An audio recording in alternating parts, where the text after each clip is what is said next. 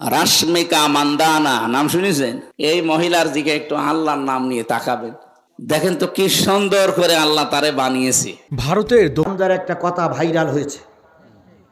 আমির হামজা এক সুন্দরী নারী নিয়ে মন্তব্য করার কারণে তার বিরুদ্ধে অনেক লেখালেখি চলছে। কথা বলেন ঠিক না বেঠিক? আমির হামজা আবার লাইভে এসে ওটা কিন্তু দুঃখ প্রকাশ করেছে। তারপরও আমাদের দেশের একদল মৌলবীরা সেইটা নিয়ে বাজাচ্ছে, শুধু বাজাচ্ছে। আমি এখানে উঠেছি 9:30, 11:30 পর্যন্ত যদি কথা বলি।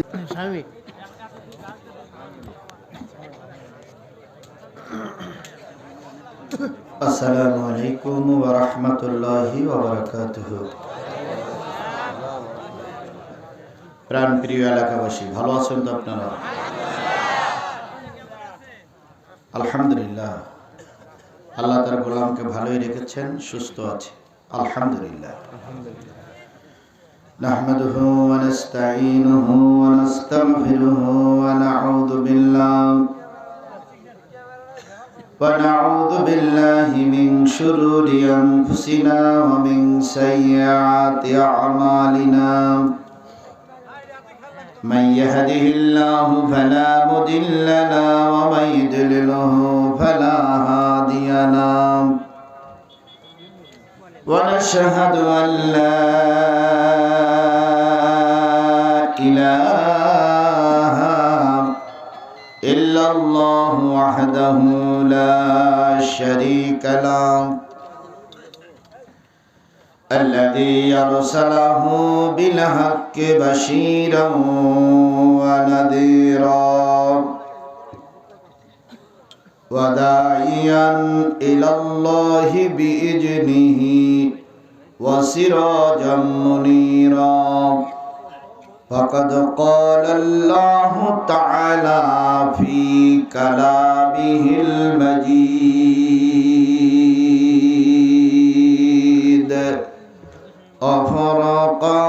وفرقانه الحميد. أعوذ بالله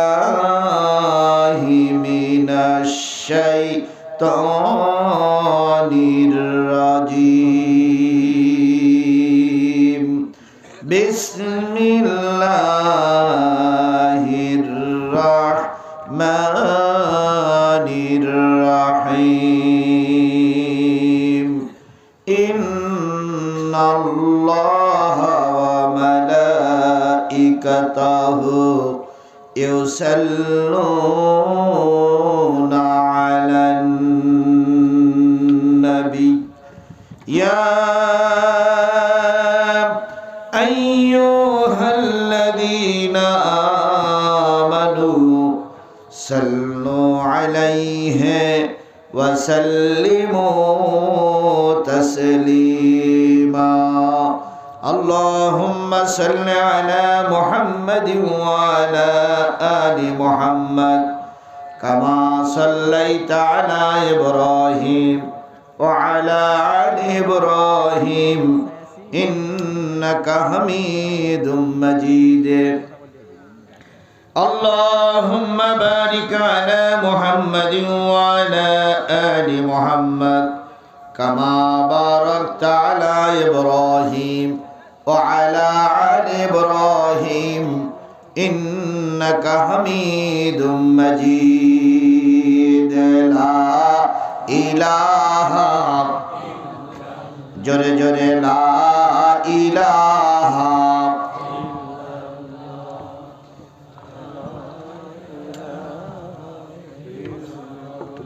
لا إله إلا الله মুহাম্মাদুর রাসূলুল্লাহ। লা ইলাহা, আরো জোরে লা ইলাহা, লা ইলাহা, লা ইলাহা ইল্লাল্লাহ মুহাম্মাদুর রাসূলুল্লাহ। আকা বাতাস নীলে নীলে, মেঘের ঝিলে ঝিলে,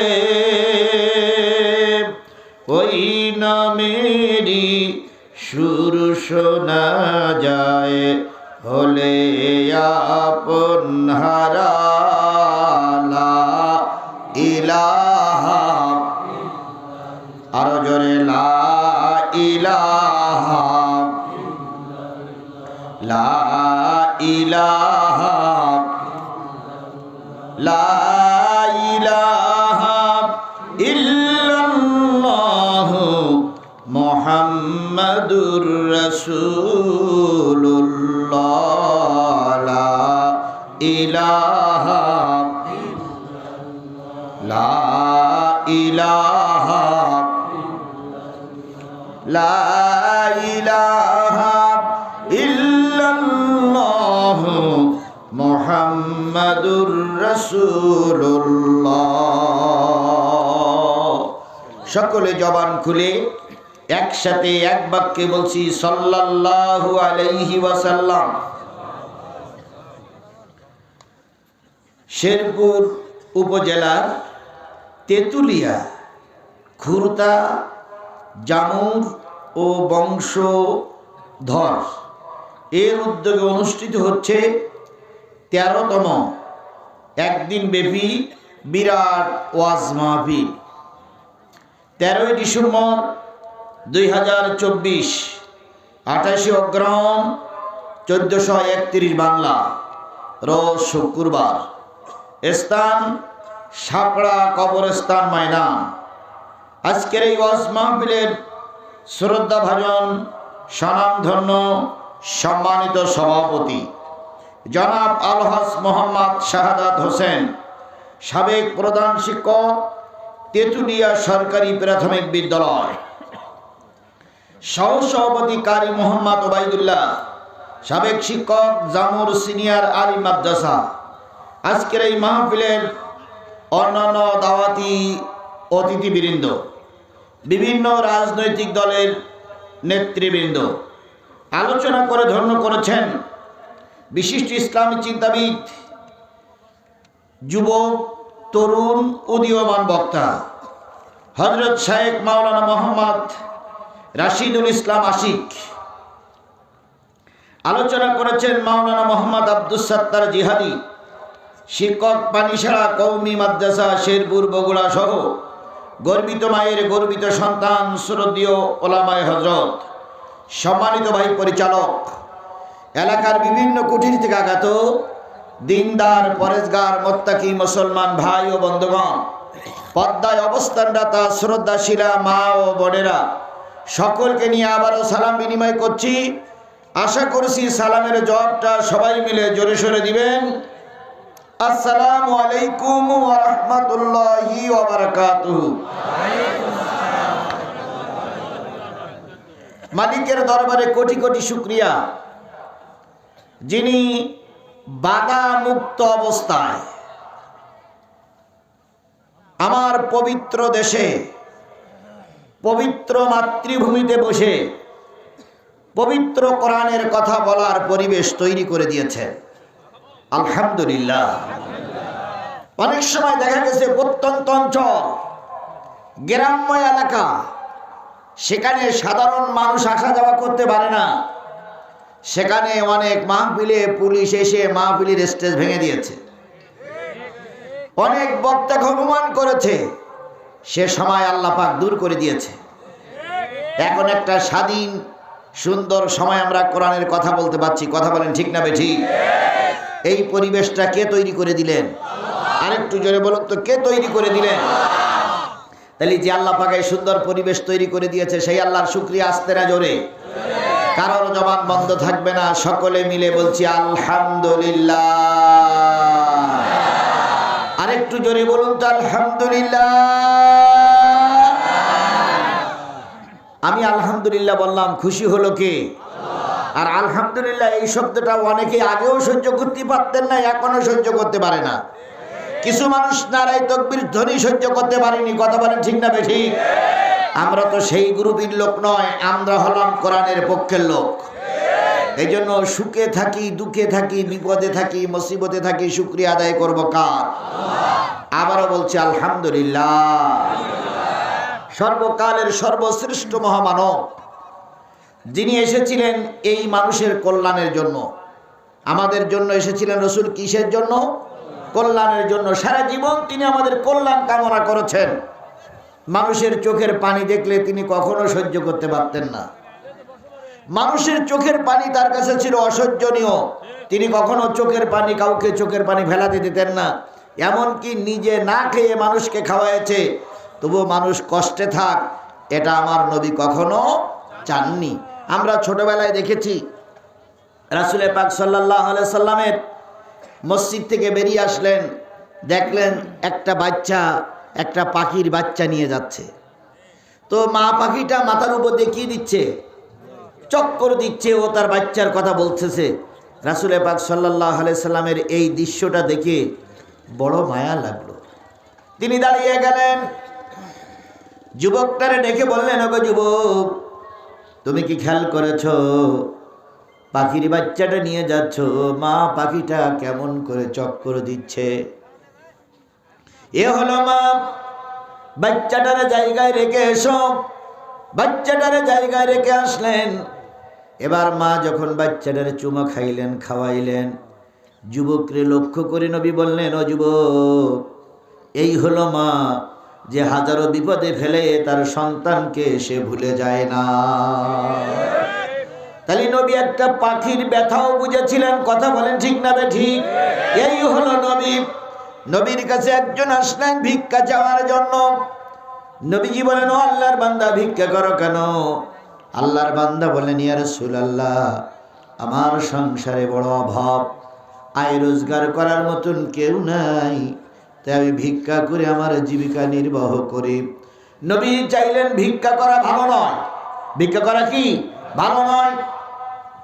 নবীজি বললেন, তোমার বাড়ি বিক্রি করার মতন কিছু আছে? কয় না। আয় রোজগার করার মতন কিছু আছে? কয় না। তোমার বাড়ি আছে কি? কয় আছে একটা কম্বল, আর একটা কি? হ্যাঁ না, পানির মস্ক। পানির মস্ক আর একটা আছে হলো চাদর। নবীজি বললেন, দুইটার একটা বিক্রি করতে হবে। নবীজির কাছে দুইটা জিনিস দিলেন। নবী গায়ের চাদরটা বিক্রি করে বাজার থেকে একটা কুড়াল কিনে দিলেন, আর বললেন, এই কুড়াল দিয়ে কাটো, বাজারে বিক্রি করো, দেখবা একদিন আল্লাহ তোমার সংসারে পরিবর্তন দিয়ে দিয়েছে। লোকটির হাতে কুড়াল দেওয়া হলো। লোকটি বাজারে যেই কাটলেন, জঙ্গলে কাটলেন, বাজারে বিক্রি করলেন। কিছুদিন পর লোকটির পোশাক পরিবর্তন হয়েছে। এখন লোকটি সুস্থ হয়ে গেছে। কিছু হাদিয়া নিয়ে নবীজির কাছে সালাম দিলেন।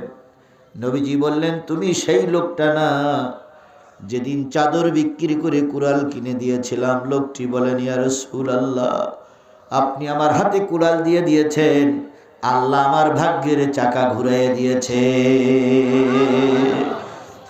মানুষ ভিক্ষা করুক এটাও রসুল চান নাই।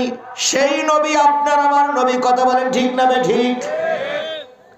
টিস্যু পেপার লাগবে যে, এগুলো খেয়াল করেন না কেন আগের থেকে? টিস্যু, পানির পট, চা আর কোরআন শরীফ, এই চারটে জিনিস সবসময় মঞ্চে রাখবেন। আমার ভাইয়েরা, নবী সাল্লাল্লাহু আলাইহি সাল্লাম মানুষের কল্যাণের জন্য সারা জীবন কাজ করেছে। কথা বলেন ঠিক না ঠিক? তুমি আর আমি যদি সেই নবীর উম্মত হই, তুমি আর আমি মানবতার কল্যাণে কাজ করলে আল্লাহ পাক অবশ্যই তোমার আমার পক্ষে সাহায্য করবে। আচ্ছা বলুন তো, নবী যখন কালেমার দাওয়াত দিয়েছিলেন তখন কি এরকম জামাত, বিএনপি, ইসলামী শাসনতন্ত্র, ঐক্যজোট, তারপরে আন্দোলন বাংলাদেশ, এইরকম বহু দলের হুজুররা ছিল? নবী একা ছিলেন, পক্ষে কোনো লোক ছিল না। কালেমার দাওয়াত দিতে গেছে, কাফেররাই তাদের বাধা সৃষ্টি করেছে। কথা বলেন ঠিক না ঠিক? এখন অবশ্যই কালেমার দাওয়াতে কাফেরেরা বাধা সৃষ্টি করে না। কালেমার দাওয়াত দিতে গেলে এক মৌলবী আর এক মৌলবীর বাধা দেয়, এক হুজুর আর এক হুজুরির বাধা দেয়। কিন্তু তখন বাধা দিত কাফেরেরা। কথা বলেন ঠিক না ঠিক? এখন কালেমা দাওয়াত দিতে গেলে মুসলমানের বিরুদ্ধে মিথ্যা মামলা দেয়। রাসূল সাল্লাল্লাহু আলাইহি সাল্লাম একা, তার স্বগোত্রীয় লোকও তার বিপক্ষে চলে গেছে।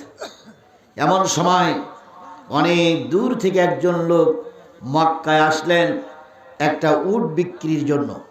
কি বিক্রির জন্য? উট বিক্রি করার জন্য।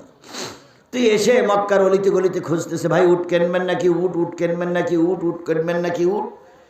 আবু জেহেলের কিছু চামচা বলল, ভাই উটটা কেনার আমার একটু প্রয়োজন ছিল, কিন্তু এখন যদি উট আমি কিনি তাহলে আবু জেহেল আমার এই সমাজে থাকতে দেবে না। কারণ আমি এমন এক দল করি যে দলের লিডাররা শুধু খায়, শুধু বলে নিয়ে আয় নিয়ে আয় নিয়ে আয়। এরা পাইকারা পর্যন্ত খায়, এত নিচু প্রকৃতির নেতা এরা। তো আমি তো কিনতে পারবো না, তো ওই যে বড় নেতা দেখা যাচ্ছে ওই নেতার কাছে, উনি আমাদের লিডার। তো ওই বিক্রেতা যে আবু জেহেলের যে বলতেছে, মুরব্বী উট কিনবেন নাকি? কয় হ্যাঁ। কত দাম? কয় কত আর দেবেন? 100 টাকা দেন। তা মুরব্বী বলতে, না এর দাম 50 টাকা বেশি হবে না, 50 টাকা দিয়ে যাও। তো লোকটা চিন্তা করলো উটটা বিক্রি করে আমারও প্রয়োজন। তো উটটা বিক্রি করেছে কত টাকা? উট নিয়ে বাড়ির ভিতরে যাওয়ার পরে, বাড়ি আসার পরে বলতে, মুরব্বী টাকা দেন। মুরব্বী তখন বলতেছে, আমার নাম পরিচয় জানো তুমি? আমার নাম পরিচয় শুনেছো না ভাবো ওইখানে উটির টাকার জন্য অপেক্ষা করতেছো? তুমি জানো না আমি কোন বংশের লোক? শেরপুরি এসে আমার নাম শুনুনি যে আমি শুধু নেই তা দেই না? কি এরকম বড় বড় লিডার আমাদের কাছে ছিল না ভাই? এখন যে নেই তা না, কিন্তু বড় বড় গুলো পাঠাইছে, এখনো ছোট ছোট গুলো টুক টুক টুক টুক টুক টুক টুক টুক করতেছে। তো লোকটা চিন্তা করতে, ভাই মুরব্বী আপনি কি বলতে চাচ্ছেন? কয় বিক্রি করিস টাকা তুই পাবা, তবে 1 মাস পরে। চিন্তা করতে 50 টাকায় উঠ, আবার 1 মাস পরে আসতে হবে। এখন এ লোকে যা ভাবলাম দেখলাম যদি উঠ ফিরেট চাই তাহলে হয়তো পিটান শুরু হবে। তো বাধ্যই চলে গেছে। পরের মাসে আবার এসে বলতেছে, মুরব্বী কয় তুমি আবার আইছো? আমার কাছে একবার দেওয়ার পরে থেকে আশা করে না আমি ফিরেট দেবো, তো তুমি আবার আসছো? এখনো টাকা ম্যানেজ হয়নি, আর 1 মাস পরে এসে। 3 মাস চলে গেছে, আসতে জাতি আরো 20-30 টাকা খরচ হয়ে গেছে। 3 মাস আসতেছে, উটির টাকা তো আদায় হয় না, বরং প্রতি মাসে 20-25 টাকা করে পথ খরচ হয়ে যাচ্ছে। লোকটা টার্গেট নিয়ে আসছে, আজকে যদি আবু জেহেল উটির টাকা না দেয় তাহলে বিচার দেব। এখন এসে বলতেছে টাকা আরো 1 মাস পর। লোকটা চিন্তা করলো বিচার দেব, কিন্তু আবু জেহেলের বিচার করবে কে? ওসি সাহেবের কাছে গেলে বিচার নেবে না, কারণ ওরাই হলো ক্ষমতায়, ওরাই হলো পাওয়ারে। বিচার ওরা করবে না, বরং ওরা ওসি ব্যান্ডে ট্রান্সফার করে দেবে। আবু সুফিয়ানের কাছে বলতে, ভাই ওই মুরব্বীর কাছে উট বিক্রি করেছিলাম, 3 মাস হয়ে গেছে, 30 টাকা খরচ হয়ে গেছে, 50 টাকাটা দিচ্ছেন, একটা বিচার করে দেওয়া যায়? আবু সুফিয়ান বলতে, ওরে বাপ রে বাপ, আমি হলাম শিয়াল নেতা, উনি হলেন বাঘ নেতা, আমার কাছে তুই বিচার দিচ্ছিস? অন্য পথ দেখ। সবার কাছে যখন বিচার চাইয়ে পাইল না, লোকগুলো এবার একটা লোককে দেখাই দিলেন।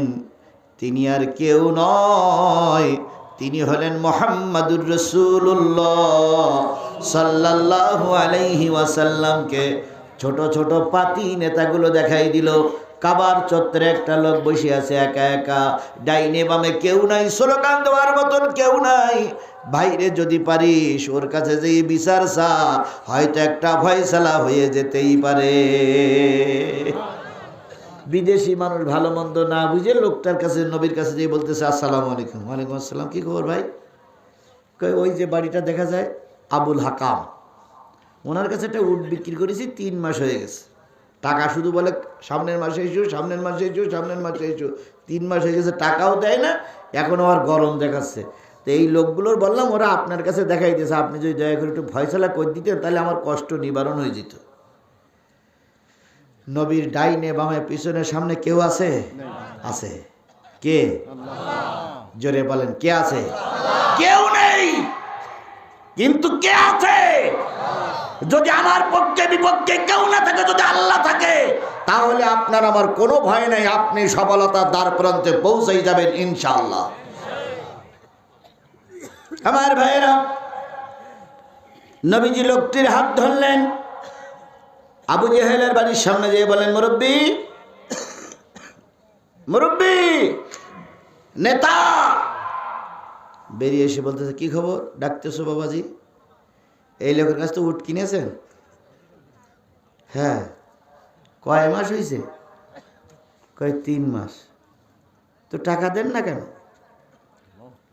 আবু জেহেল বলতেছে, এই তুমি আমার মোহাম্মদের সঙ্গে নালিশ করেছ? জায়গা পেলে না? অন্য জায়গায় নালিশ করি তো জায়গাকের কর কিছু করা যেত, মোহাম্মদের সঙ্গে নালিশ করেছ, টাকা দেন না কেন?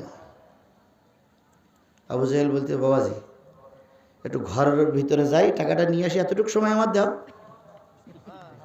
আর একটু জোরে বলবে না সুবহানাল্লাহ? ঘরের ভিতরে যাব, টাকাটা আনার সময়টুকু আমার দাও। নবীজি বলেন, যান টাকাটা নিয়ে আসেন।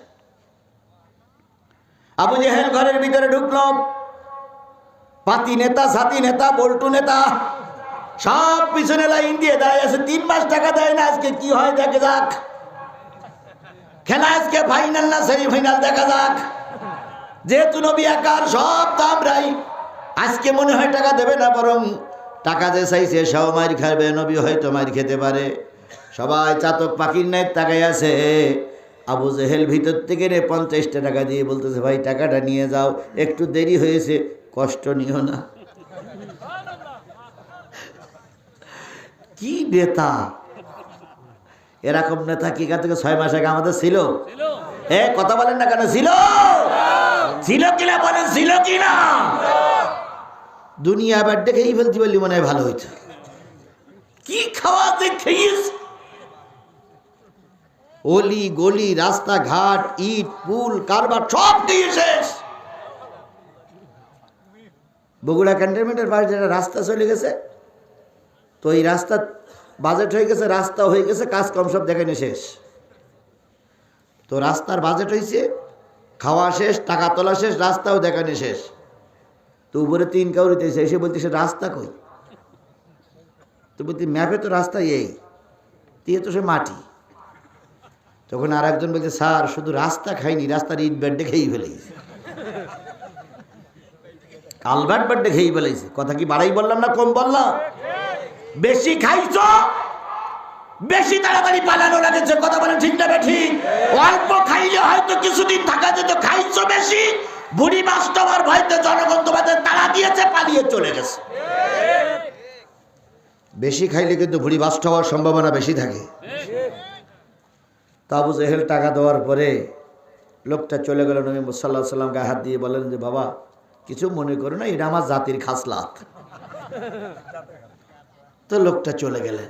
এবার আবু সুফিয়ান, আবুল আহাব, উতবা, ওয়ালিদ ইবনে মুগিরা সাহেবা সবাই যে বলতেছে, সেই তো টাকা দিলে, 3 মাসটা লাইলে কেন? সেই তো মোহাম্মদের কথা শুনলে 3 মাস দেরি করলে কেন? আবু জেহেল বলতেছে, কেন যে দেরি করলাম, এটা যদি তুই বুঝতিস তাহলে তোর কাপড় সাবান নষ্ট হয়ে যেত। কি ওই মোহাম্মদ যখন সাল্লাল্লাহু আলাইহি সাল্লাম যখন লোকটা নিয়ে বলতেছে টাকা দেন, উট কিনেছেন টাকা দেন, আমি দেখলাম 2 পাশে 2 তরবারি ধরে 2 লোক দাঁড়াই আছে। তোরা তার জীবনে দেখিস না, আমিও দেখিনি। এ লোক মক্কার লোক বলে মনে হয় না। 2 পাশে 2 তরবারি ধরে ইশারা করতে, টাকা ফেল, টাকা ফেল, হয় টাকা দিবি না কাল্লা দিবি, কোনটা করবি? বাধ্য হয়ে আমি টাকা দিতে বাধ্য হয়েছি। এই অবস্থা যে তোরা দেখছি, তোদের পাতলা পায়খানা হয়ে যেত। তাহলে যে জিনিসটা বোঝাতে চাচ্ছিলাম, নবী ছিলেন কয়জন? তার পক্ষে সবচেয়ে বেশি সাহায্য করেছে কে? তুমি আর আমি যদি সেই নবীর পথ অনুসরণ করে চলি, দুনিয়ার সকল সাহায্য যদি বন্ধ হয়ে যায়, কার সাহায্যের দরজা খোলা থাকবে? তাহলে রাসূল সাল্লাল্লাহু আলাইহি সাল্লাম একাও ময়দান বাতিলের কাছে ছেড়ে দেন নাই। সেই নবীর নাম শোনার পরে দুরূদ শরীফ পড়া দরকার আছে না নাই? সকলে মিলে বলছি সাল্লাল্লাহু আলাইহি ওয়াসাল্লাম।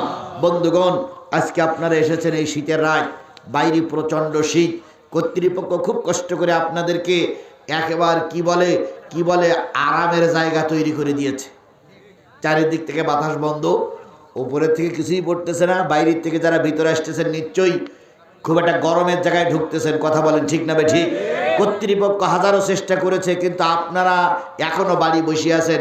এই 3 গ্রামের তেতুলিয়া, খুরতা, জামুর ও বংশধর 4 গ্রামের লোক কারা কারা এই মাহফিলে আছেন একটু হাত তোলেন তো।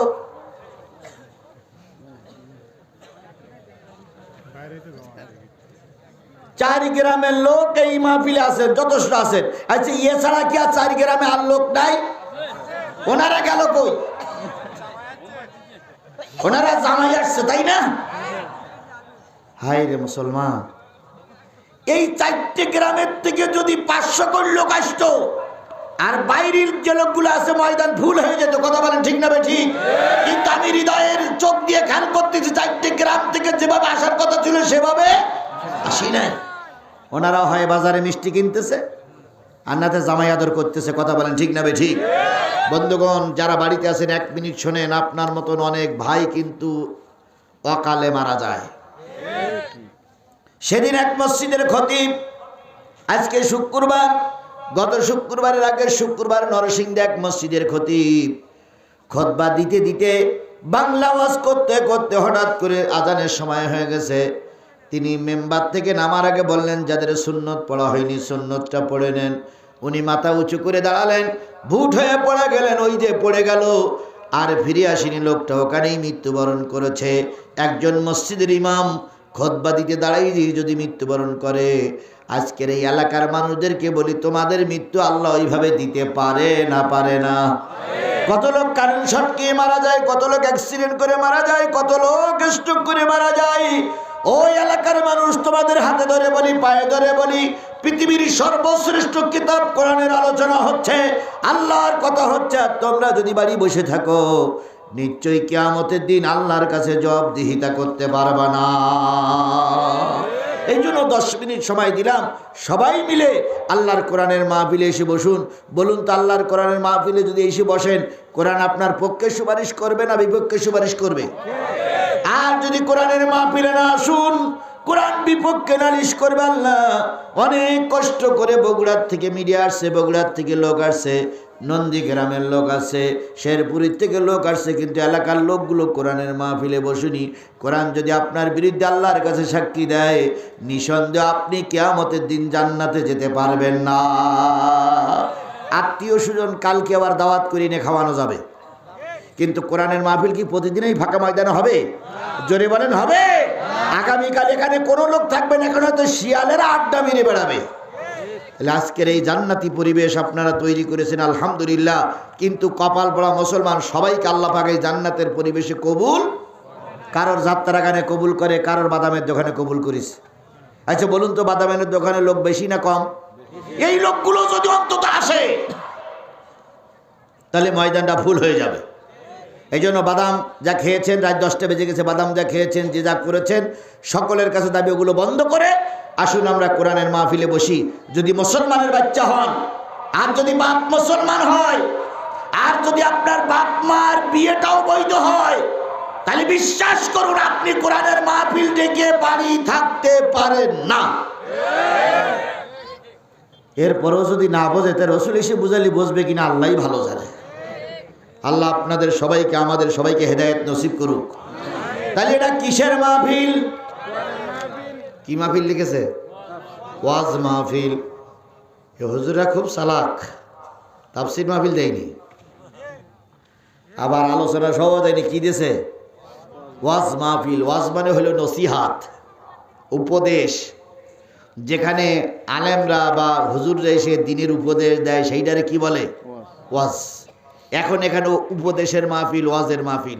এবার আসুন, আল্লাহ নবী বলেছেন, আদ-দীনু নাসিহাতুন সালাসা, আদ-দীনু নাসিহাতুন সালাসা, আদ-দীনু নাসিহাতুন সালাসা। ও আমার সাহাবীরা, কিয়ামত পর্যন্ত আমি নবী, আমার পরে নাজিলকৃত কোরআনের ওয়াজ যারা করবে, তোমাদের পরে তাবে তাবি, তারপরে আইম্মায়ে মুজতাহিদিন যত আলেম ওলামা কোরআনের ওয়াজ করবে, তারা যেন 5টা বিষয়ের পরে খেয়াল করে ওয়াজ করে।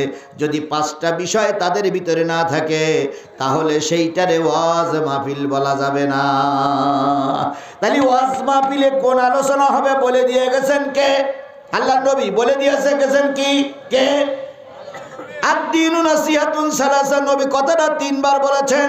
সাহাবীরা বললেন কুলনা লিমান ইয়া রাসূলুল্লাহ, বক্তা যখন ওয়াজ করবে, বক্তা যখন মানুষের সামনে নসিহত করবে, তখন এই বক্তার কথার ভিতরে কয়টা জিনিস থাকবে? হুজুর বললেন বক্তা যখন নসিহত করবে, বক্তার নসিহতের ভিতরে 5টা জিনিস থাকা লাগবে। কয়টা? সবাই মিলে বলেন কয়টা? ক্বালা লিল্লাহ, বক্তা যখন কোরআনের কথা বলবে, ওয়াজ নসিহত করবে, তখন সেখানে সর্বপ্রথম আল্লাহর কথা হওয়া লাগবে। যেই মাহফিলে আল্লাহর কথা হয় না সেটা দুনিয়াদারির মাহফিল হয়, সেটা ওয়াজ মাহফিল হয় না। আওয়ামী লীগের সমাবেশ, বিএনপির সমাবেশ, জামাত ইসলামের সমাবেশ শেরপুরে হবে, হচ্ছে হয়ে থাকে, লোক বহুত আসলো, সেখানে সেটারে কি ওয়াজ মাহফিল বলে? সেটারে কি বলে? জনসভা, সমাবেশ। কারণ অধিকাংশ সমাবেশে আল্লাহর নাম নেওয়া হয় না।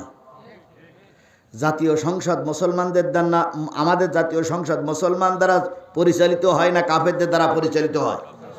মুসলমানদের দ্বারা পরিচালিত হয়। অথচ একজন জাতীয় সংসদ সদস্য জাতীয় সংসদে যেয়ে 20 মিনিট ধরে বকে, একটাবারও আল্লাহর নাম নেয় না, রসুলের নাম নেয় না। যেই কয় মাননীয় স্পিকার, আপনি আমাকে সময় দিয়েছেন, এই জন্য আপনাকে ধন্যবাদ। স্মরণ করছি সর্বকালের সর্বশ্রেষ্ঠ বাঙালি, জাতির পিতা মরহুম শেখ মুজিবুর রহমানকে। স্মরণ করছি জাতির মানুষ কন্যা, বাংলাদেশের কওমি জননী, বাংলাদেশের জননী হযরত শেখ হাসিনা রহমাতুল্লাহ আলাইহি। কারণ তিনি আমাকে এই পর্যন্ত আসার জন্য নমিনেশন দিয়ে শেরপুর থেকে পাস করাই নিয়ে আসছে। স্মরণ করছি শেরপুরের মানুষদেরকে যারা আমার ভোট দিয়েছে। বলতে বলতে বলতে বলতে রাস্তাঘাট সব বলল, একবারও আল্লাহর নাম মুখে উচ্চারিত করে নাই। যেভাবে হোক ক্ষমতায় গেছ, তোমরা 15.5 বছর কিভাবে ক্ষমতা দখল করেছিল ওটা জনগণ শুধু জানে না, কুকুরও জানে। বলেন কুকুরও জানে না? যদি বলেন হুজুর কি কুকুর জানবে? এক সমাবেশে নেতা পাশ করার পরে ফুলের মালা নিয়ে বক্তৃতা করতেছে, ভাইরা আমার, বোনেরা আমার, এবারের মতন সুষ্ঠু নির্বাচন জাতি আর কখনো চোখে দেখিনি। শতকরা 100% ভোট পড়েছে এবার। কুকুর ছিল বটতলায় শুয়ে, কুকুর মাথা উঁচু করে বলল, কথা কি হইল? গতকালকে তো আমি ওই হাই স্কুলের বারান্দায় শুয়েছিলাম, একটা লোকও তো ভোট দিতে পারিনি, অথচ আপনি বলতেছেন 100% ভোট হয়েছে। কুকুর কয়, তোর চাইতে বড় মৃত্যুকার এই শেরপুরে আর একটাও নাই। এরকম লোক ছিল না? ছিল না? জোরে বলেন, এরকম লোক আমার সমাজে ছিল না? ছিল না? তখন পরিস ফুলের মালা, আর এখন জুতোর মালা নিয়ে জনগণ তোমাদের খুঁজতেছে। সেদিন যদি আল্লাহরে মনে রাখতো, রসুলকে মনে রাখতো, তাহলে এত জুতোর মালার গলায় নেওয়া লাগতো না। কথা বলেন ঠিক না ঠিক? এই জন্য কোরআন হাদিসের মাহফিলের সর্বপ্রথম কার কথা হবে? আল্লাহর কথা। আল্লাহর কথা যে মাহফিলে নাই, সেই মাহফিলটা কোরআনের ওয়াজ মাহফিল হতে। 2 নম্বর, ওয়াজ মাহফিল যদি হয় সেখানে রসুলের নামে দুরুদ পড়া লাগবে। যেই মাহফিলে রসুলের নামে দুরুদ পড়া হয় না, সেইটা আর যাই হোক ওয়াজ মাহফিল হয় না। তাহলে এইটা যদি ওয়াজ মাহফিল হয়, কয়টা বিষয়ের উপরে কথা বলা লাগবে? 1 নম্বরে কার কথা? 2 নম্বরে কার কথা? 3 নম্বরে ওয়ালি কিতাবিহি, যেই বক্তা ওয়াজ করুক না কেন কোরআন থেকে কথা বলা লাগবে। যদি কোরআন থেকে আলোচনা না হয় সেটা ওয়াজ মাহফিল হতে পারে না। তাহলে 1 নম্বর আল্লাহর কথা, আমরা আল্লাহর প্রশংসা করেছি না করিনি? 2 নম্বর রসুলের কথা, রসুলের নামে দুরুদ আমরা পড়েছি না পড়িনি? 3 নম্বর আমরা কথা বলবো এবার কিসের থেকে? আরো জোরে বলুন, কিসের থেকে? জোরে বলুন, কিসের দিকে কথা হবে? কোরআনের চাইতে শ্রেষ্ঠ কিতাব আর কিছু আছে?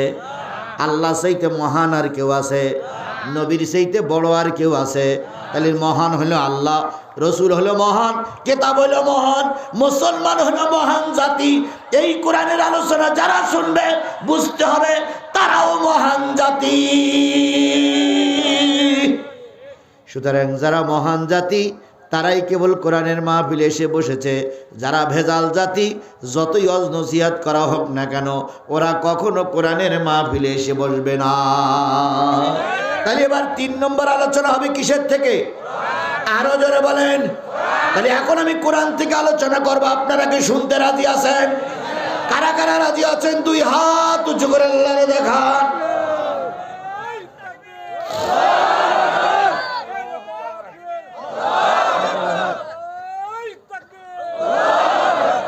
আল্লাহ এই হাতগুলোরে কোরআনের জন্য কবুল করুক। সকলে মিলে বলুন আমিন। আরেকটু জোরে বলেন আমিন, আরো জোরে আমিন। এবার আজকের মাহফিলে যারা আমাকে দাওয়াত করে নিয়ে আসছেন তারাও বলেছেন হুজুর কোরআন হাদিস থেকে কথা হবে। আমিও বলতেছি কোরআন হাদিস থেকে কথা হবে। আপনারা কি চান কোরআন হাদিস থেকে কথা হোক? চান? সবাই চান? এবার কোরআন হাদিস থেকে যদি কথা হয় তাহলে অবশ্যই এখানে সাধারণ মানুষ আপনারা, সাধারণ মানুষ আপনাদের নিয়ে কিছু কথা হবে। এটা হলো 4 নম্বর পয়েন্ট। কয়টা বিষয়ের পর কথা হবে? তার ভিতরে প্রথম কার কথা, তারপরে কার কথা, তারপরে আপনাদের নিয়ে কিছু নসিহত হবে। কি দিয়ে? কোরআন এবং হাদিস দিয়ে। 4 নম্বর গেল। 5 নম্বর, এই মঞ্চে যত লোক আছে অধিকাংশ মঞ্চে যারা থাকে প্রায় নেতা। মঞ্চে যারা থাকে তার প্রায় নেতা থাকে না? আগে দেখেননি কত নেতা এসে আমার বসাই রেখে রেখে বক্তৃতা করতো? ওরে বাপ রে বাপ, জুতোর বাড়িও খেতে কিন্তু লজ্জা নেই। এই যে পাশে এক মাহফিলে এসে কোন জায়গায় এসে জুতোর বাড়ি, জুতো ফেলাই দিল মানুষ। যাওয়ার সময় বলে গেল হুজুরি দেখে নেব, আমার খেলাও সিট্টি বারোনি। তাহলে নেতা থাকে না? এখনো কিন্তু আছে। তখন ছিল আওয়ামী লীগের নেতা, এখন হলো জামাত বিএনপির নেতা। নেতা আছে, নেতা ছাড়াছাড়ি নেই। তাহলে আল্লাহ রসুল বলছে 5ম নম্বর হবে নেতাদের কথা। কারণ নেতা তুমি কোন প্রকৃতির নেতা হবা, তোমার কথাও কোরআন হাদিস দিয়ে আলোচনা করা লাগবে। তাহলে কয়টা বিষয়? 1 নম্বর আলোচনা শেষ। 2 নম্বর নবীর পরে দুরূদ শরীফ পড়েছে। এবার 3 নম্বরে সূরা হজের 2টা আয়াত আমি কোরআন শরীফ ছিল না তাই তেলাওয়াত করতে পারিনি। 2টা আয়াত নিয়ে এখন কথা বলবো। কোরআনের আলোচনা এখনই শুরু হবে। আপনারা কি আমার সঙ্গে থাকবেন? 4 নম্বর আপনাদের কিছু উপকারের কথা শেষে বলে দেব। 5 নম্বর, যারা নেতা আছেন আপনাদেরও ছাড় দেওয়া হবে না, সবাইকে নিয়ে কথা হবে কোরআন হাদিস থেকে। তাহলে আমরা শেষ পর্যন্ত থাকবো ইনশাআল্লাহ। আল্লাহ আমাদের সবাইকে কবুল করুক। সকলে মিলে বলুন আমিন। 4 গ্রামের মাহফিল। 4 গ্রামের কি একটা গোরস্থান? মানে এটা মানে অক্ষ করে গোরস্থান না, এই গোরস্থানে কি 4 জনেরই 4 গ্রাম মানুষের কবর দেওয়া হয়? আমি সেইটা বোঝাতে চাচ্ছি। 4 গ্রামের মানুষের জন্য একটা নিরাপদ থাকার জায়গা করা হয়েছে। সুবহানাল্লাহ। মানুষ সবচেয়ে আরামের জায়গা হয় কবর, আর সবচেয়ে কঠিন জায়গা হয় কবর। কথা বলেন। এখন আপনার মরার পরে আপনার জায়গাটা আরামের জায়গা হোক না কঠিন জায়গা হোক, কোনটা চান? আরামের জায়গা চান? আল্লাহ রসুল বলেছেন যে যদি কোনো মানুষ অন্যের কল্যাণ চাই, নিজের কল্যাণটা বেশি হয়। আপনি পরের জন্য ভালো দোয়া করবেন, ভালোটা আপনারই হবে। দেখবেন মোনাজাতে যে হুজুরা কি দোয়া করে, রব্বানা আতিনা ফিদ দুনিয়া হাসানাতাও ওয়া ফিল আখিরাতি হাসানাতাও ওয়া কিনা আযাবান নার। রব্বুল আলামিন, এতক্ষণ যা পড়লাম সবগুলো নবীর নামে পৌঁছায় দাও। যত সাহাবী আজমাইন চলে গেছে তাদের নামে পৌঁছায় দাও। যত শহীদ মারা গেছে তাদের নামে পৌঁছায় দাও। এই মাহফিলে যত মানুষ আসছে সকলের আমল নামায় পৌঁছায় দাও। বাড়িওয়ালা মনে মনে চিন্তা করে, হুজুর দাওয়াত করে নিয়ে আসলাম আমি, আর সব লোকের দিয়ে দিচ্ছে কি, তাই না? যে নবীর দিল, সাহাবীর দিল, শহীদের দিল, তাবে তাবিঈর দিল, যারা দাওয়াত খেতে দিয়েছে টাকা দিল, তা আমার দেবে কি? সব দেওয়ার পরে এবার হুজুর বলে, আল্লাহ, যে বাড়িওয়ালা আমাদের দাওয়াত করে নিয়ে আসছে তার পরিবারের সকলকে তুমি নিজ গুণে মাফ করে দাও। মাহফিলের পরে এবার বাড়িওয়ালা এসে বলতে, হুজুর আপনার টাকা দিয়েছে কেটা? আপনি খাদ্য লোকেরা, আপনি শেরপুরিতে নিয়ে গেছে কেটা? আপনি তো সব লোকের দিলেন কেন? এত কষ্ট করলেন, আমি সব লোকের দিলেন, আপনি কি হুজুর? এর মানে কি বলেন তো? যত আপনি লোকের ইয়া আইয়ুহাল্লাযীনা আমানু আমানুর কাউ ওয়াসজুদু ওয়াবুদু রাব্বাকুম ওয়াফআলুল খায়রা লাআল্লাকুম তুফলিহুন।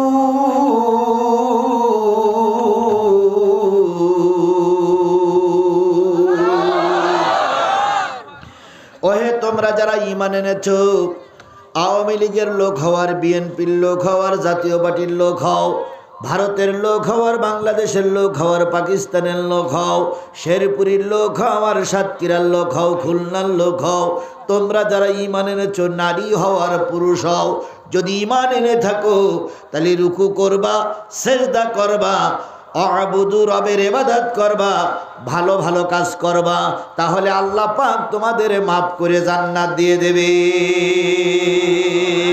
এ ওয়াজটা কি শুধু শেরপুরীর মুসলমানের? এ ওয়াজটা কি শুধু বাংলাদেশের মুসলমানের? এ ওয়াজটা কি শুধু জামাত ইসলামের? এ ওয়াজটা কি শুধু বিএনপি? সকলের জন্য। যদি তোমরা ঈমান এনে থাকো, নারী সহ আর পুরুষ হও, নারী হয়েছে ঈমান আনো, রুকু করো, পুরুষ হয়েছ ঈমান এনেছো, রুকু করো, আওয়ামী লীগের লোক ঈমান এনেছো, রুকু করো, বিএনপির লোক ঈমান এনেছো, রুকু করো, সেজদা করো, আল্লাহর ইবাদত করো, ভালো কাজ করো, আশা করা যায় আল্লাহ পাক তোমাদের সফলতা দান করবে। তাহলে আমরা এখানে যারা আছি, ঈমান আছে না নাই? এই কথা বলেন, বাঘের বাচ্চার মতন কথা বলবেন। ঈমান আছে না নাই? কারোর এক আনা, কারোর দুই আনা, কারোর 4 আনা, কারোর 8 আনা, কারোর 12 আনা, কারোর ঈমান 16 আনা, আবার কারোর ঈমান হইল নেই আনা, ফক্কান ফক্কা। ও টুপি পরে লোক দেখানোর জন্য, ও হাস করে লোক দেখানোর জন্য, ওর পাত তলাতে মাথা পর্যন্ত শয়তানিতে ভরা। প্রায় শোনা যেত শেখ হাসিনা রহমাতুল্লাহ আলাইহি 5 ওয়াক্ত নামাজি। কি শোনা যেত রে? উনি নাকি রাত্রি 40-50 টাকা তাহাজ্জুদ নামাজ পড়ে, তারপরে সকালবেলা উঠে পর কোরআন খোঁজে, যায় নামাজ খোঁজে। আমরা তাই বিশ্বাস করতাম হলিও হতে পারে, কিন্তু ভুলটা ভেঙে গেল সেই দিন, যেই দিন গণভবন জনগণ দখল করলো। গণভবন জনগণ দখল করে খুঁজতেছিল সেই কোরআন কই, সেই যায় নামাজ কই। ও আল্লাহ, সকল কিছু খুঁজে খুঁজে পাওয়া গেল, যায় নামাজ আর কোরআন শরীফ পাওয়া গেল না। তাহলে ছিল এটা সম্পূর্ণ তার ভণ্ডামি, সম্পূর্ণই ভণ্ড, প্রতারক। মাঝে মাঝে আবার মোনাজাতের ছবি দেখাইতো, এগুলো তার ভণ্ডামি ছিল। কথা বলেন ঠিক না বে ঠিক? এইগুলো ঈমানের ব্যাপারে নেই আনা। আপনার 1 আনা, কারোর 2 আনা, কারোর 3 আনা, কারোর 4 আনা, কারোর 8 আনা, কারোর 12 আনা, কারোর 16 আনা। আর এই সমস্ত ভণ্ডদের ঈমান ছিল নেই আনা। মাহফিলে দাওয়াত করা হতো, এমপি সাহেবকে, উপজেলার নেতাকে দাওয়াত করা হতো, মঞ্চে উঠেই বলতো, ভাইরা আমার, বোনেরা আমার, নামাজ ছাড়া বিকল্প কোনো রাস্তা নাই, নামাজ পড়বেন, মদ পরিহার করে চলবেন। অথচ ওনার বাড়ির পাশে শোনা যায় ওনার বাড়ির পাশে মসজিদ, কোন শুক্রবার আসে, কোন শুক্রবার আসে না। তাহলে এগুলো সব নেই আনার দলে। এখন নেই আনার দলে আমাদের দেশে লোক অনেক ছিল, এখন কিন্তু কায়া পাল্টাইছে, কিন্তু মন পাল্টাইনি। আগে ছিল নৌকা নৌকা, এখন হয়েছে ধানের শীষ ধানের শীষ, দাড়ি পাল্লা, কিন্তু নৌকা এখনো যায়নি। কায়া পাল্টাইছে, কথা বলেন ঠিক না বে ঠিক? কালো কোটটার পরিবর্তে এখন একটু চাদর পড়াইছে। কালো কোটটা শুধু পাল্টাইছে, অন্তর এখনো পাল্টাইনি, কথা বলেন ঠিক না বে ঠিক? এই জন্য আল্লাহ রাব্বুল আলামিন বলতে, কারোর আছে নেই আনা, কারোর আছে এক আনা, কারোর আছে দুই আনা, কারো ইমান আছে কিনা আছে আমরা জানতে পারবো না, কারণ ইমানদার একমাত্র জানে আল্লাহ। তাই এখানে যতগুলো লোক আছেন সকলের জন্য আল্লাহর নসিহত, তুমি যদি ইমান এনে থাকো, হোক সে নারী হোক সে পুরুষ, ইমান আনার সাথে সাথেই তোমাকে রুকু করতে হবে। রুকু মানে মাথা নিচু করে দেওয়া, রুকু মানে স্যারেন্ডার করে দেওয়া কার কাছে? আরো জোরে বলেন, আমি ইমান এনেছি, আমার এই মাথা আল্লাহ ছাড়া আর কারোর কাছে নত হবে। মাথায় স্পষ্ট করে বলতে, আমার মাথা আল্লাহর কাছে ছাড়া কারোর কাছে নত।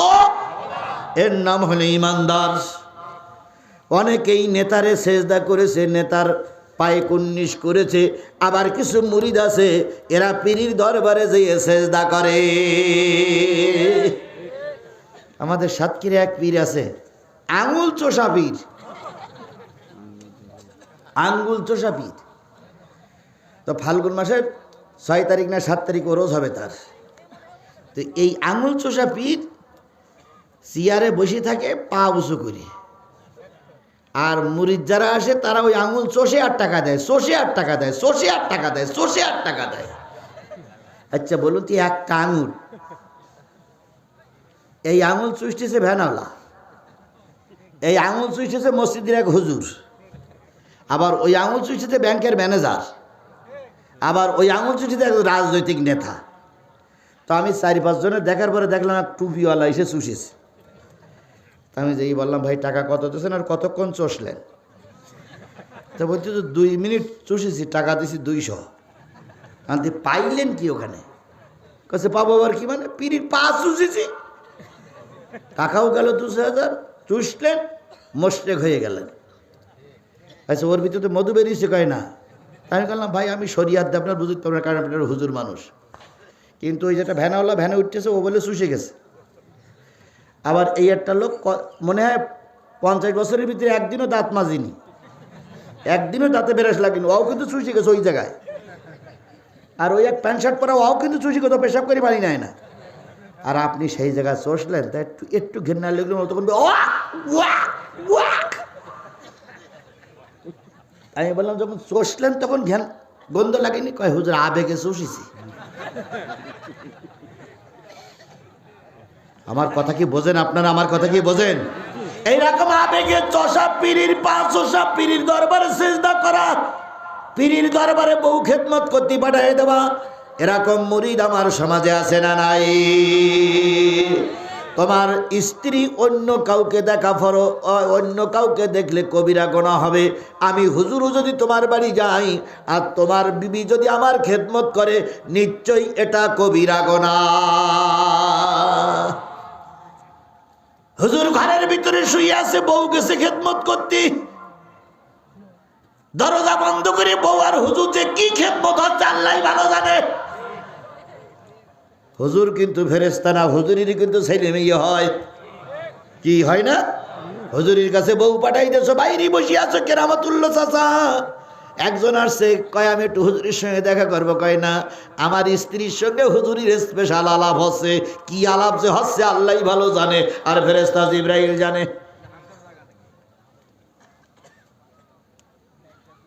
জ্ঞানের বাতি জ্বইলা গেছে টুনটুনা টুনটুন, জ্ঞানের বাতি জ্বইলা গেছে টুনটুনা টুনটুন, বাতি নিভা গেছে টুনটুনা টুনটুন, কাপড় খুইলা গেছে টুনটুনা টুনটুন। এই জাতীয় পীর আমাদের সমাজে বেশি না কম? এই জন্য বলি, পীর সম্মানিত জিনিস, পীর সম্মানের আমাদের চরমনায় পীর সাহেবকে আমরা সম্মান করি, সরসিনার পীর সাহেবকে আমরা সম্মান করি। যে পীর হকের পক্ষে আছে আমরা তাদেরকে স্যালুট জানাই। পীরদের আবার সব পীরদের ঘৃণা করা যাবে না। সর্বপ্রথম এই দেশে কোরআন এবং হাদিস টুপি আমদানি করেছিল পীর সাহেবেরা। শাহজালাল এই দেশে টুপি নিয়ে আসেনি, শাহপরান এই দেশে টুপি নিয়ে আসেনি। সুতরাং পীর সাহেবরা ঘৃণার পাত্র নয়। তবে আল্লাহর বিধান হলো আমি ইমানদার, আমার মাথাটা কার কাছে নত হবে? আল্লাহ ছাড়া আর কারোর কাছে।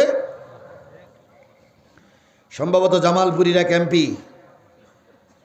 এলাকায় আসছে, তো সবাই এসে পা ধরে ধরে কুর্নিশ করতেছে, পা ধরে ধরে সালাম করতেছে, মাথা নিচু করে কেউ কেউ এমপির পায়ে চুমাও খাচ্ছে। মসজিদের ইমাম সাহেব আসছে, এসে মোসাফা করলো, সালাম দিয়ে চলে গেল। নেতা বলতেছে এটা কে রে? এই মসজিদের ইমাম। পায়ে ধরে কুর্নিশি করলো না, সালামও খেলো না, চুমো খেলো না, ডাক। ডাকার পরে বলতে এই বাড়ি কোথায়? নরসিংদী। কয় বছর আছো? কয়েকদিন আসছি। তো তুই আমার সালাম করলি না কেন? পা ধরে কুর্নিশ করলি না কেন? ইমাম সাহেব বলতেছে একমাত্র আমার মাথা আল্লাহর কাছে ছাড়া আর কারো কাছে নত হবে না। ইমাম সাহেবকে পিটাই আহত করে চাকরির থেকে ফিরাই দিল। 3 মাস যায়নি, মাত্র 3 মাস পার হয়নি, এমপি সাহেবের স্ট্রোক করে সম্পূর্ণ ডাইন পাশ অবাস।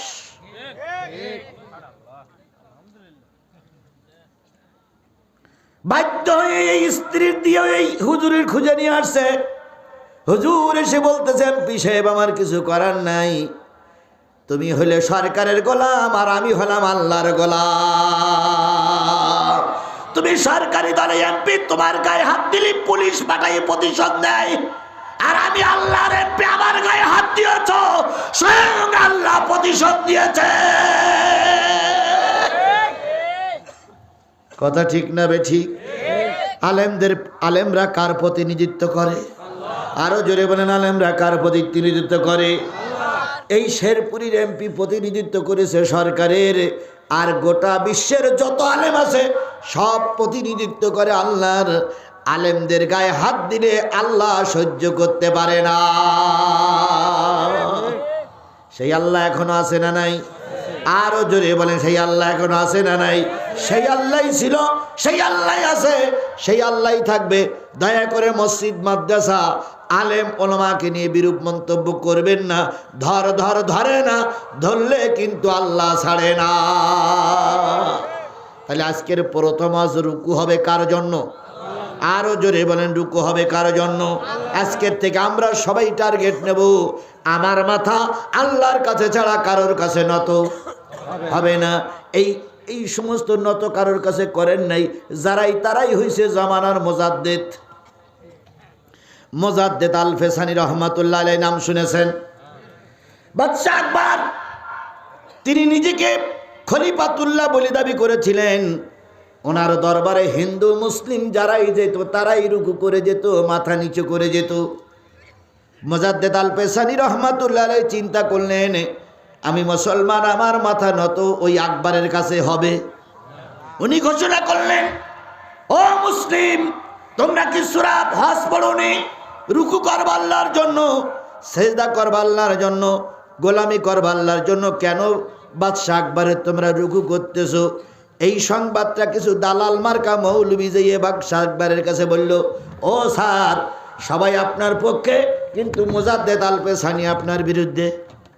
এইরাম কিছু দালাল মার্কা হুজুর তখনও ছিল, এখনো এই মজলিসে আছে। বিগত 15.5 বছর ওই দালাল মার্কা হুজুর যদি না থাকতো, আল্লামা সাঈদী জেল খাটতো না। এক মসজিদে এক এমপি সাহেবের দাওয়াত করিয়ে আনা হয়েছে, এমপি সাহেবের মসজিদ করি নেবে। তাই ইমাম সাহেব বলতেছে, স্যার আপনি আইছেন, আমরা ধন্য। স্যার আপনারা সরকারি দলের লোক, আর আমাদের জননীর নাম কোরআন শরীফে আছে। এমপি সাহেব বলতেছে, জননীর নাম কোরআন শরীফ আছে, এ তো জীবনেও কোনোদিন শুনিনি। হুজুর কি বলতেছেন? কয় হ্যাঁ শেখ হাসিনার নাম কোরআন শরীফে আছে। তো হুজুর বলতে, হুজুর ওই এমপি সাহেব বলতে, হুজুর আপনি ঠিক বলতেছেন না বেঠিক বলতেছেন? কয় ঠিকই বলতেছে। তো একটু পড়েন তো। হুজুর তখন বলতেছে, রব্বানা আতিনা ফিদ দুনিয়া হাসিনা অফিল আখিরাতে হাসিনা ওয়াকিনা আযাবান্নার। এই যে পাম্পট্টি দিয়ে হাসিনার নাম কোরআন শরীফে ঢুকাচ্ছে, এমপি সাহেবের কাছ থেকে কিছু হাদিয়া নিয়ে কি বানাবে? মসজিদ বানাবে। এরকম পাম্পট্টি দিয়ে অনেক শয়তানকে ফুলেই ফাবেই বড় করা হুজুর আমাদের সমাজে এখনো আছে, তখনও ছিল। ও লোক চিন্তা করছে, হায় রে আল্লাহ, তো জীবনেও শুনিনি। দিতে চাইছিল 50 দেশে 2 লাখ। হুজুর বলতেছে দেখো, একবার হাসিনার নাম ঢুকুই দিছি 2 লাখ, আর এবার যদি মুজিবারের নাম ঢুকুইতে পারি সামনে পাবো 4 লাখ। ইমান থাক আর যাক, টাকাই ওদের মুখ্য উদ্দেশ্য। ইমান থাক আর যাক, ওরা ধর্ম নিয়ে ব্যবসা করেছে। কথা বলেন ঠিক না বেঠিক? তাই একদল বলেছিল শেখ হাসিনা কওমি জননী, আর একদল বলেছিল শেখ হাসিনা আপনি জান্নাতি। আমি অত দূর যাব না। মোজাদ্দেদ আল পেশানি রহমাতুল্লাহ আলাইহি ঘোষণা করলেন, বাদশা আকবরের কাছে মাথা নত হবে না। মাথা নত হবে কার কাছে? আরেকটু জোরে বলেন, মাথা নত হবে কার কাছে? বাদশা আকবরের কাছে এই সংবাদ চলে গেল। মোজাদ্দেদ আল পেশানিকে চিঠি লিখলো, হুজুর আপনি ফাউল কথা বলতেছেন, দেশে অশান্তি বাঁধাচ্ছেন, আপনার সঙ্গে আমার বোঝাপড়া হবে, আপনি আমার দরবারে আসুন। মোজাদ্দেদ আল পেশানিকে বলা হলো শুক্রবারের দিন আসরের নামাজের পরে আপনি আমার সঙ্গে দেখা করবেন। মোজাদ্দেদ আল পেশানি সম্মতি হলেন যে বাদশা ডেকেছেন, না যেয়ে পারা যাবে না। এবার মোজাদ্দেদ আল পেশানি আসরের নামাজ পড়ে হাতে একখানা তসবিহ নিয়ে দরবারে যাচ্ছে। দরবারে যারা যায় তাদের মাথা নিচু করে যেতে হয়। গেটটা এমন করে সাজানো, গেটের ভিতরে ঢুকলেই মাথা নিচু হয়ে যায়। মোজাদ্দেদ আল পেশানি রহমাতুল্লাহ আলাইহি এইবার গেটের সামনে যেয়ে দেখে যে গেটটা এমন কায়দা করা, এখানে ঢুকলেই শিরক হয়ে যাবে। মোজাদ্দেদ আল পেশানি অল্পক্ষণ বসে একটু চিন্তা করলেন। চিন্তা করে ভাবলেন, এখানে পা দেওয়া যাবে না, এখানে মাথা দেওয়া যাবে না, এখানে দিতেই হবে পা। যেখানে আগে ঢুকবে মাথা, সেখানে আগে দিলেন কি? বাদশা একবার চেয়ারে বসে বসে দেখতেছে হুজুর ঢুক কি করে, ঢোকে কি করে। যে দেখতেছে যে আগে দেশে কি মাথা না দিয়ে। বাদশা একবার গেছে খেপে, মৌলবী তোমার এত শক্তি কে দিল? তুমি জানো এই ভারতবর্ষের নেতা? মোজাদ্দেদ আল পেশানি রহমাতুল্লাহ আলাইহি বললেন, নেতা হতে পারো কিন্তু আল্লাহর উপরে উঠুনি। আল্লাহর উপরে উঠুনি। তোমরা বলেছিলে আমরা করোনার সঙ্গে মোকাবেলা করব, কোথায় গেল তোমাদের সেই অহংকার? তোমরা বলেছিলে আমরা পালাই না। বাংলাদেশে একমাত্র এই শেখের বেটি ছাড়া কোন রাষ্ট্রনায়ক কুকুরের মতন পালাই যায়নি। এরশাদ কি পালাই গেছিল? খালেদা জিয়া কি পালাই গেছিল? জামাতের নেতৃবৃন্দের ফাঁসি হয়েছে, একটাও কি পালাই গেছে? আর এনারা প্রায় বলতেন আমরা পালাই না, আমরা পালানো জাত নই। অথচ সবার আগে কুকুরের মতন এরাই পালাই গেছে। খালেদা জিয়ার নামে এত মামলা হয়েছিল, খালেদা জিয়া পালাই যায়নি। নিজামী সাহেবের ফাঁসি রায় হলো, যদি নিজামী সাহেব পালাই যাওয়ার কথা বলতেন জেলখানার থেকে বের করে দেওয়া হয়তো। আল্লামা সাঈদী 13 বছর থেকে মৃত্যু হলো, কিন্তু আল্লামা সাঈদী পালাই যায়নি। আর এত বড় শক্তিশালী নেতা, জাতির আব্বার মেয়ে, অথচ জাতির আব্বার কথা তোমার স্মরণ হলো, অমনি পালাই গেলে। আর এখন পালাই গেছে তো গেছে, এখন সীমানার পাশে বসে বসে বলতেছে আমি টুস করে ঢুকে পড়বো, চট করে ঢুকে পড়বো। আপনারা লিখে রাখুন, সাদা কাগজ আমার কাছে আছে, লিখে রাখুন আজকে 3 তারিখ দিয়ে, বিশ্বের ইতিহাসে কোনো স্বৈরাচার, কোন জালেম দেশ থেকে পালিয়ে যাওয়ার পরে আর নতুন সরকার গঠন করার জন্য দেশে ফিরে আসতে পারেনি। এই জালেমের বাচ্চাও ফিরে এসে সরকার গঠন করতে পারবে না। তবে হ্যাঁ, দেশের মানুষ তাকে ফিরাই নিয়ে আসবে বিচারের জন্য, কারণ তাকে বিচার করতেই হবে, কারণ তারই জন্য বিডিআর হত্যা হয়েছে। এর কারণে হেফাজতের আলেমদেরকে গুলি করে মারা হয়েছে। এই ফেরাউনের বাচ্চার জন্য আল্লামা সাঈদীর রায়ের পরে 300 লোককে গুলি করে মারা হলো। এই ফেরাউনের বাচ্চার জন্য এই সংস্কার আন্দোলনের 1600 মায়ের কোল খালি হয়েছে।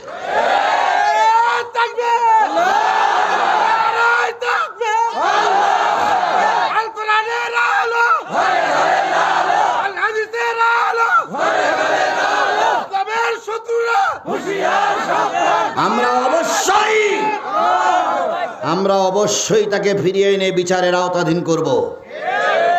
আর এখন কিছু লোক এদিক থেকে আবার ওই হক্কাহুর সঙ্গে সুর মিলাচ্ছে। ও বলতেছে চট করে ঢুকি, বারবার এদিক থেকে বলছে ম্যাডাম আসেন, আমরা আসি।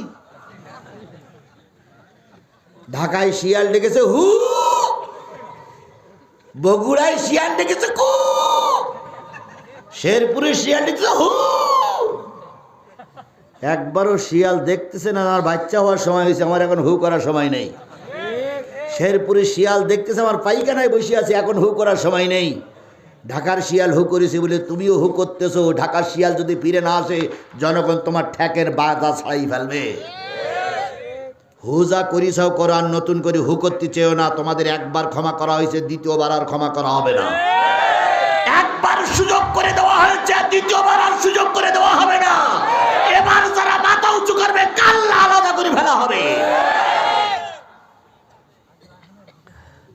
আমি আজিজুল ইসলাম জিহাদি সব সেই সময়ের মাহফিলগুলো যখন চারিপাশে ঘেরাও করে ফেলেছিল, তখন আমি কথা বলেছি। কথা বলেন, কথা বলেন, কথা বলেন। অনেক বক্তারা কাপুরুষের মতন ময়দান ছেড়ে পালিয়ে চলে গেছে, আর আমি বীর পুরুষের মতন দাঁড়িয়ে আওয়ামী লীগ, যুবলীগ, ছাত্রলীগ, যুবলীগ, শয়তান লীগ, ইবলিস লীগ, পুলিশ লীগের সামনে দাঁড়িয়ে হক কথা বলেছি। কথা বলেন, কথা বলেন, কথা বলেন। আজকে আমি নতুন বসন্তের কোকিল হয়ে এখানে আসিনি। আপনারা এর আগে আমার শুনেন নাই? সেই সময় বাঘের বাচ্চার মতন কথা বলছে। আর এখন তো কথা গোপন করার প্রশ্নই ওঠে না, কারণ এখন ডাইনে বামে সামনে পিছনে সব আমার দলের লোক। এখানে বিএনপি জামাতের লোক দিয়ে ভরা। কথা বলেন ঠিক না বে ঠিক? আওয়ামী লীগের 2-1 জন আছে, টুপি টুপি মাথায় দে,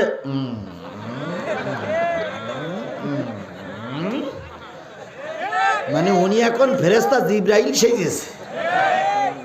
আমরাও অবশ্যই তোমাদের চিনি। কথা বলেন ঠিক না ঠিক? বাংলাদেশ জামাত ইসলাম, ইসলামী শাসনতন্ত্র, ইসলামী ঐক্যজোট, বিএনপি লোকের চেহারা দেখলে বোঝা যায়, আর আওয়ামী লীগের চেহারা দেখলেও বোঝা যায়।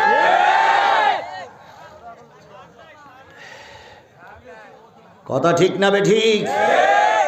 আরে ভাই, ছাড় দেওয়ার তো প্রশ্নই ওঠে না। ছাড় নাই, ছাড় নাই, কথা আপনারা বলবেন কেন? আমি জীবনে ছাড় দেইনি, আর এখন ছাড় দেওয়ার প্রশ্নই ওঠে না। আপনাদের এই কলেজ মাঠে না কোন মাঠে এক নেতা এসে আমার আগে খুব বক্তৃতা করলো, রাজনীতি করা যাবে না, এ যাবে না, তা যাবে না। জনগণ বলল তুই না, হাপনিয়া নাম বেয়াদব। শেষ পর্যন্ত যাচ্ছে আর বলতেছে জিহাদি কি করে অস করবো দেখে নিচ্ছি, দাঁড়া। প্রশাসনের লোকজনের বললো, প্রশাসন যখন আসলো তখন আমি বললাম আপনারা থানার মানুষ, শান্তি শৃঙ্খলা বজায় রাখার দায়িত্ব আপনাদের। কারোর কথার উস্কানিতে যদি আজকে মাহফিলের পর আক্রমণ করেন, জনগণ কিন্তু আঙুল চড়বে না। আর জনগণকে বললাম যার যা আছে তাই নিয়ে তৈরি থাকো। সারা জীবন জিহাদি রস করে, যে আজকে জিহাদ শুরু হবে, দেখো ওরা গুলি করে কয়ডারে মারতে পারে। সেদিন আমার ওইখান থেকে যে বের করে নিয়ে গেছিল, সে অবশ্যই আমার সঙ্গে আছে আজকে। পুলিশ তখন থমকে গেল যে 20,000 জনগণ, আর হুজুর বলিছে যা যা আছে তাই নিয়ে তৈরি থাকো। এখন এই 20,000 জনগণ যদি আমাদের ঘাড়ের পরে ঝাঁপিয়ে পড়ে, আমরা 15 জন পুলিশ কয়টারে গুলি করে মারবো? পুলিশ বাধ্য দূরে দাঁড়াই থাকলে হুজুরি ধরবে। আমি আমার সাথীকে বললাম যে যেভাবে বেরিয়ে যেতে, সাথী বললেন যে মোটরসাইকেল রেডি। আমি মঞ্চের থেকে নেমে গেলাম, পুলিশ স্টেজের মধ্যে, হুজুর গেল কই?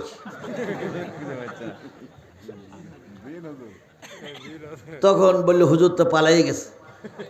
একদল লোক তখন বলছি এ হুজুর, হুজুর না, এ হলো জেন হুজুর। সেদিন বিপদ কম ছিল না, তারপরে কি আমি কথা কম বলেছি? আর আজকে এখন সব আমার। ডাক্তার মোহাম্মদ ইউনূস থেকে শুরু করে শেরপুরের ওসি পর্যন্ত আমার। সুতরাং এখন আর কথা গোপন করার কোনো প্রশ্নই আসে না।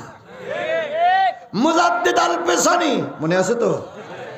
মুজাদ্দিদ আল পেসানি মাথা না ঢুকে কি ঢুকালেন? জালেম সরকারের মাথা নড়ে গেল। হাই রে হুজুরির স্পর্ধা, হাই যে হুজুরির ক্ষমতা, হুজুরকে দেখেই নেব। ঢোকার পরে বলছে, হুজুর মাথাটা ঢুকলে কি হইতো? আমার মাথা আল্লাহর কাছে ছাড়া কারো কাছে নত হবে না। বাদশা আকবর সেনাবাহিনীর লোকদের বললেন, পুলিশের লোকদের বলেন, হুজুর থাকে কোথায়? আপনার মঞ্চের পিছনে একটা বড় বট গাছ, ওই বট গাছের নিচে একটা তাঁবু আছে, সেই তাঁবুতে হুজুর থাকে। হুজুরির পাকা বাড়ি নাই, ঘর নাই, কিন্তু হুজুরির দুনিয়ার কিচ্ছু নাই, হুজুরির সব দুর্বল, কিন্তু হুজুরির ইমানটা মজবুত। ভারত আমাদের এখন ভয় দেখায় যায়, ভারত আমাদের ভয় দেখায় চট্টগ্রাম দখল করবে। আমরা বলেছি চট্টগ্রাম যদি দখল করো, আসাম ত্রিপুরা আমরাও দখল করব। এই কথাটা বিএনপির এক লিডার বলার পরে এখন ভারতের পায়খানা বন্ধ হয়ে গেছে। ভারত চিন্তা করে মুসলমানদের শক্তি কত, ত্রিপুরা আর আসাম দখল করবে। তোমরা চট্টগ্রাম দখল করে নিতে চাইছিলে, আর আমরা আসাম আর ত্রিপুর দখল করে নেব বলেছি, নেবার চিন্তা ভাবনা করিনি।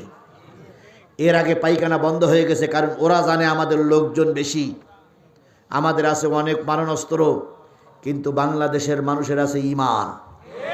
আর যাদের ইমান মজবুত তাদেরকে দুনিয়ার কোনো শক্তি হটাতে। বলেন তো, রাশিয়া আফগানের কাছে যে হেরে গেছে না জিতে এসেছে? ইংল্যান্ড, লন্ডন যেটারে বলি, এই আফগানিস্তান দখল করেছিল, ওরা কি জিতে গেছে না হেরে গেছে? আমেরিকার মতন বিশ্ব পরাশক্তি দীর্ঘদিন সেখানে থেকে মাইর খেয়ে শিয়ালের মতন লেজ গুটাই নিয়ে পালাতে বাধ্য হয়েছে। আফগানিস্তানের অস্ত্র ছিল না, আফগানিস্তানের পারমাণবিক বোমা ছিল না, কিন্তু আফগানের মুসলমানদের কি ছিল? ইমান ছিল। ইমানের বলে তারা বলিয়ান হয়েছে। আমি বাংলাদেশের মুসলমান, আমার অস্ত্র নাই, আমার গুলি নাই, আমার বারুদ নাই, আমার লক্ষ লক্ষ সেনাবাহিনী নাই, কিন্তু আছে আমার 18 কোটি বাংলাদেশের ইমানদার মুসলমান।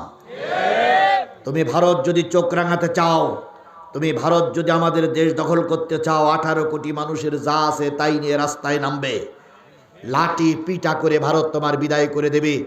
1 ইঞ্চি মাটি বাংলাদেশের মানুষ তোমাদের কাছে ছেড়ে দেবে না। সুতরাং ইমান বড় শক্ত জিনিস।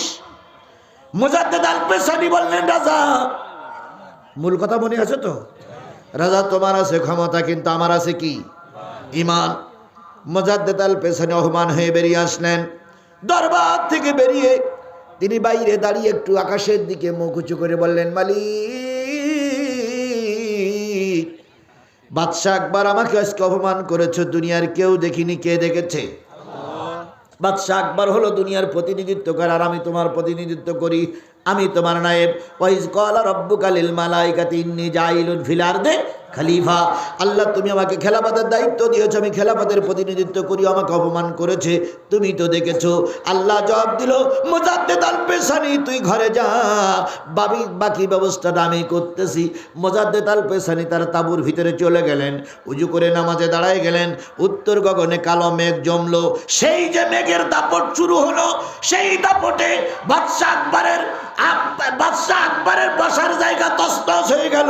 বাদশা আকবরের বিল্ডিং উল্টে পড়লো। বাদশা আকবর গাছের তলায়, বট গাছ ভেঙে পড়লো বাদশা আকবরের ঘাড়ের পরে। ওই বট গাছের নিচে পড়ে বাদশা আকবর মারা গেল। সকলে এবার ঝড়ের পরে যেয়ে দেখতেছে হুজুরির আস্তানাটা কেমন আছে, হুজুরির দরবার শরীফটা কেমন আছে। যেয়ে দেখে হুজুরির আস্তানার একটা কাপড়ের একটা অংশ পর্যন্ত ছিঁড়ে যায়নি।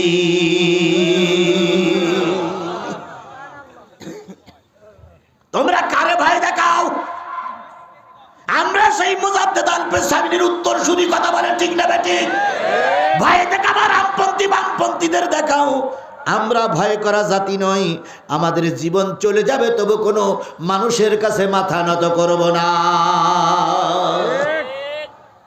বাংলাদেশ জামাত ইসলামের শীর্ষস্থানীয় নেতাদের যখন ফাঁসির মঞ্চে ঝুলানো হলো, সরকার বাহাদুর সাইদি সাহেবের কাছে টোপ দিল যে হুজুর, বড় বড় নেতাদের ফাঁসি হয়ে গেছে, আপনি ফিরে আসেন। আল্লামা সাঈদী বাঘের বাচ্চার মতন বললেন, আমি ফিরে আসবো, এই প্রস্তাবটা দেওয়ার সাহস তোমাদের কি করে হইল? ফিরে আসাটা পরের কথা, কিন্তু আমি ফিরে আসবো এই প্রস্তাবটা দিলে এর সাহস তোমাদের কে দিল? ওরা বুঝলো এ ফিরে আসবে না। তাহলে সেই সংস্কার করেছিলেন মুজাদ্দেদ আল পেছানি, আর আমার জাতীয় সংসদ সংস্কার করেছে আল্লামা সাঈদী। আল্লামা সাঈদী তখন 3 জন এমপি জাতীয় সংসদে যেই দেখলেন যে সবাই মাথা নিচু করেই ঢোকে, আর কেউ আমি রুকু করব মাথা নিচু করব কার কাছে? এখন ওনারা দেখলেন যে সব স্পিকারের কাছে মাথা নিচু করে ঢোকে। সাঈদী সাহেব সকল তখন কয়জন এমপি? 3 জন। আল্লামা সাঈদী দেখলেন এরা শিরক। উনি দাঁড়িয়ে বললেন, স্পিকার আপনিও মুসলমান, আমিও মুসলমান, প্রধানমন্ত্রীও মুসলমান, তিনি হজ করেছেন, তিনি মাঝে মাঝে পট্টি পরেন, আবার মাঝে মাঝে অন্য কিছু করেন, সেগুলো না নেই বললাম, কিন্তু আমার কথা হলো আমার এই মাথা আল্লাহর কাছে ছাড়া কারোর কাছে নত হবে না। ব্যাপার আপনি কি বলতে চান? স্পিকার সাহেব বললেন, ও সাঈদী হুজুর, আপনার কথার সঙ্গে আপনি একমত, আপনি একটা লিখিত দরখাস্ত করুন। লিখিত দরখাস্ত করে 3 জন সই করলেন, বিএনপি পন্থী কিছু লোক সই করলো, ভোটাভুটিতে গেল, এবার ওখানে বিল পাস হলো। এই জাতীয় সংসদে ঢোকার সময় কারোর মাথা নত হবে না, সব মাথা উঁচু করে ঢুকতে হবে। যে গেট ছিল গেটটা সংস্কার করা হলো। সেই থেকে আজও পর্যন্ত ওই জাতীয় সংসদে যত এমপি ঢুকেছে কাউকে মাথা নিচু করে ঢোকা লাগেনি। তাহলে এই দেশে সংস্কার যদি করে থাকে আল্লামা সাঈদী করেছে। এখন বাকবাকুম করো, বাকবাকুম করো, বাকবাকুম করো, তাই না? বাকবাকুম করার আগে তোমার দ্বারা ইসলামের কতটুকু কাজ হয়ে হিসেব করে দেখো। ইতিমধ্যে এই ইদানিং আমির হামজার একটা কথা ভাইরাল হয়েছে। আমির হামজা এক সুন্দরী নারী নিয়ে মন্তব্য করার কারণে তার বিরুদ্ধে অনেক লেখালেখি চলছে। কথা বলেন ঠিক না বেঠিক? আমির হামজা আবার লাইভে এসে ওটা কিন্তু দুঃখ প্রকাশ করেছে। তারপর আমাদের দেশের একদল মৌলবীরা সেইটা নিয়ে বাজাচ্ছে, শুধু বাজাচ্ছে, শুধু বাজাচ্ছে। আমি এখানে উঠেছি 9:30, 11:30 পর্যন্ত যদি কথা বলি তাহলে কয় ঘন্টা কথা বলতে হচ্ছে? 2 ঘন্টা, 1 ঘন্টা 55 মিনিট কথা ভালো হলো। দুটো একটা কথা তো মিস্টেক হতেই পারে। 2 ঘন্টার আলোচনা করতে গেলে দুটোটা কথা মিস্টেক হতে পারে না? অবশ্যই হতে পারে।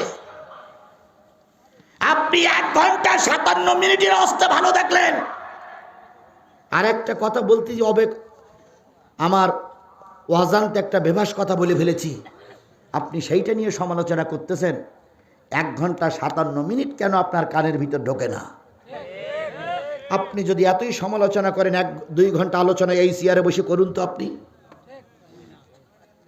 2 ঘন্টা বসে এই চেয়ারে বসে আলোচনা করুন। 15 মিনিট করতে করতে আপনার তো মানে পায়জামা ভিজে যাবে। লোকজন বলে কাঁপতেছেন কেন? ওদিক হইয়ে গেছে কাপুনি। মসজিদে একটু খুতবা দিয়ে দাঁড়ান, আধা ঘন্টা সময় দিলি 15 মিনিট শেষে যার 15 মিনিট আপনি কথা খুঁজে পান না।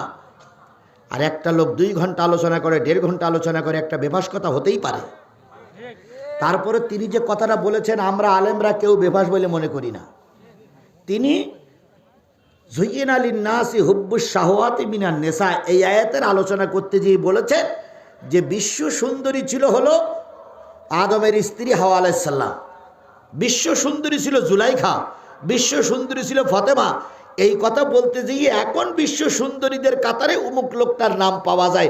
এই কথাটা বলার থেকে তার পিছনে ঢাক ঢোল পিটাচ্ছে একদল মৌলবীরা। ভালো কথাগুলো তোমরা শুনবা না, যত খারাপ কথাগুলো শুনবা।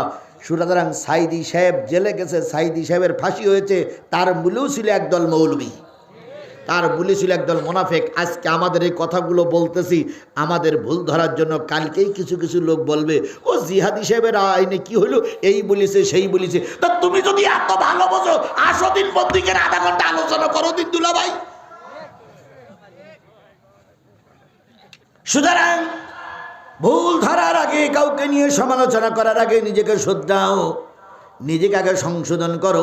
আমাদের যে ত্রুটি নেই তা আমরা বলবো না, ত্রুটি আমাদের হতে পারে, কিন্তু কাজ বেশি করে যে ভুল তার বেশি হয়। কথা বলেন ঠিক না ঠিক? যে ব্যক্তি কাজ করতে পারে না তার ভুল হয় না, বোবা লোকের শত্রু নাই, কারণ সে তো কথাই বলতে পারে না, তার শত্রু কি করে হবে? সুতরাং বোবা লোকের শত্রু নাই, যে কথা বলে তার শত্রু হয়। আল্লাহ জাতির হেফাজত করুক। তাহলে রুকু করব কার জন্য? আরো জোরে বলেন, রুকু করব কার জন্য? আল্লামা সাঈদী বিল উত্থাপন করলেন, বিলটা পাস হয়ে গেল। সেইখান থেকে আজও পর্যন্ত আমার দেশের জাতীয় সংসদ শিরক মুক্ত। আল্লাহ রাব্বুল আলামিন তাই বলতেছে, আওয়ামী লীগ হও আর বিএনপি হও, জাতীয় পার্টি হও, জামাত ইসলাম হয়, সর্বপ্রথম আল্লাহর নির্দেশ হচ্ছে রুকু করবা কার জন্য? অসজুদু, সেজদা করব কার জন্য? অফা আবুদু রব্বাকুম অফালুল খৈরা লাআল্লাকুম তুফলিহুন, সকল ইবাদত গোলামি করবা কার জন্য? ওয়াবুদু রাব্বাকুম ওয়াফআলুল খায়রা লাআল্লাকুম তুফলিহুন, ভালো ভালো কাজ করো, আশা করা যায় আল্লাহ পাক সফলতা দান করবে। এই যে দান করলেন, এটা কি কাজ? ভালো কাজ। একজন লোকের দাওয়াত করে খাওয়ালেন, এটাও কি কাজ? আয় বাবা, নির্বাচনে একজন ভালো প্রার্থীর জিতাই ক্ষমতায় বসালেন, এটা কি কাজ? পথে একটা কাটা পড়ে আছে, কাটাটা তুলে দিলেন, এটা কি কাজ? একটা ছাগল দড়িতে জোড়ায় পড়ে মারা যাচ্ছে, ওই ছাগলটার দড়ি খুলে দিলেন, এটা কি কাজ? এভাবে সালাম করা ভালো কাজ, একটা মানুষের আপ্যায়ন করা ভালো কাজ। এবার বলুন তো, বিয়ে করা কি কাজ? বুঝে শুনে বললেন, বিয়ে করা কি কাজ? কেন ভালো কাজ? বিয়ে করলে মানুষের চরিত্র কি হয়? ঠিক থাকে, চরিত্র ঠিক থাকে, সে আর ভাঙা বেড়ার দিক তাকায় না। বিয়ে করলে আল্লাহ শরীর স্বাস্থ্য ভালো করে দেয়, বিয়ে করলে নবীর বংশ বাড়ে, এই জন্য বিয়ে করা ভালো কাজ। বিয়ে করলে নবীর উম্মত বেশি হয়, বিয়ে করলে সন্তানাদি হয়। এবার বলুন তো, বিয়ে করলে সন্তানাদি হয়, বিয়ে না করলেও সন্তানাদি হয় না? অনেক সময় অবৈধ পন্থায় হয় কি হয় না? তাহলে বিয়ে করলে কাজটা যা, বিয়ে না করলেও কাজটা তাই। বিয়ে করলে ঘরের ভিতরে গোপন জায়গায়, স্পেশাল একটা সুন্দর জায়গায় মেলামেশা করার পরে সন্তান হয়। আর বিয়ে না করলে চুরি চুরি করে করে আকাম কুকাম করে সন্তান নিতে হয়। কিন্তু সিস্টেম একই, বিয়ে করার পরেও যে সিস্টেম, বিয়ে না করলেও সেই একই সিস্টেম না ভাই? ছেলে মেয়ে এক জায়গায় না হলে বাচ্চা হবে, আবার বিয়ে করার পরে ছেলে মেয়ে এক জায়গায় হলে তো বাচ্চা হবে। তাহলে বিয়ে করলেও বাচ্চা হয়, না করলেও বাচ্চা হয়। বিয়ে করলে বাচ্চা হলে সেই বাচ্চাটা ওয়াফআলুল খায়রা ভালো কাজ, বিয়ে করলে বাচ্চা হলে বাচ্চাটা হয় অবৈধ। আর বিয়ে না করে যদি ওই কাজ করা হয়, তাহলে ওই বাচ্চা হলে বাচ্চাটা হয় কি? অবৈধ। বিয়ে করলি বৈধ, বিয়ে না করলি হয় অবৈধ। ঠিক তদ্রূপ গত 15 বছরে যেভাবে নেতা নির্বাচন হয়েছে, একটাও নেতা বিয়ের ওই হাল হাকিকাত বজায় রেখে নির্বাচন করিনি।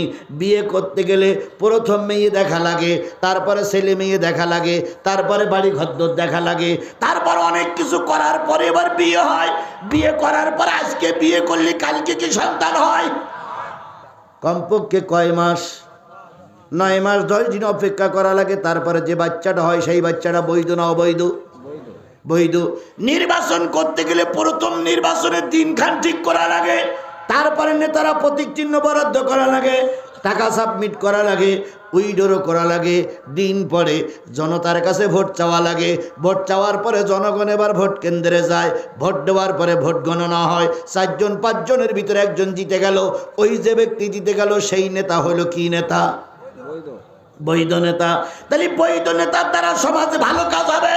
বিয়ে করার পরে যেমন সন্তান হলে অবৈধ হয়, যারা বিগত 15টা বছর আমাদের ভোট দিতে না দিয়ে রাত দিনের ভোট রাতে করেছো, বিয়ে করার না করার পরে যে সন্তান হয়, ওটা যেমন অবৈধ।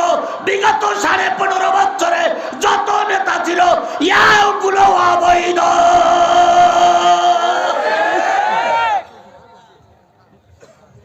যার সন্তানের কোনো অধিকার নেই মাতব্বারি করার, মঞ্চে দাঁড়িয়ে ওয়াজ করতেছে, একজন এসে বললে তোর বাপের নাম কি? তো হুজুর বলতে, আমার যখন জন্ম হয়েছিল বাপ কেটা তো আমি জানি না। বলেন তো কেন ফেরেশতাও যদি বসে থেকে ওর শুনবে? কারণ ওর বাপের ঠিক নেই, অবৈধ জন্ম। যে নেতারা বিগত 15.5 বছর আমাদের সামনে বক্তৃতা করেছে, এরা সব ছিল ওই যার সন্তানের মতন অবৈধ। কারণ ওদের কেউ ভোট দেয়নি, এদের কোনো অধিকার ছিল না খালেদা জিয়ার বিচার করার, এদের কোনো অধিকার ছিল না আল্লামা সাঈদীর বিচার করার, এদের কোনো অধিকার ছিল না মতিউর যুবকেরা বিয়ে ছাড়াও অবৈধ মায়ের মতন অবৈধ নেতা।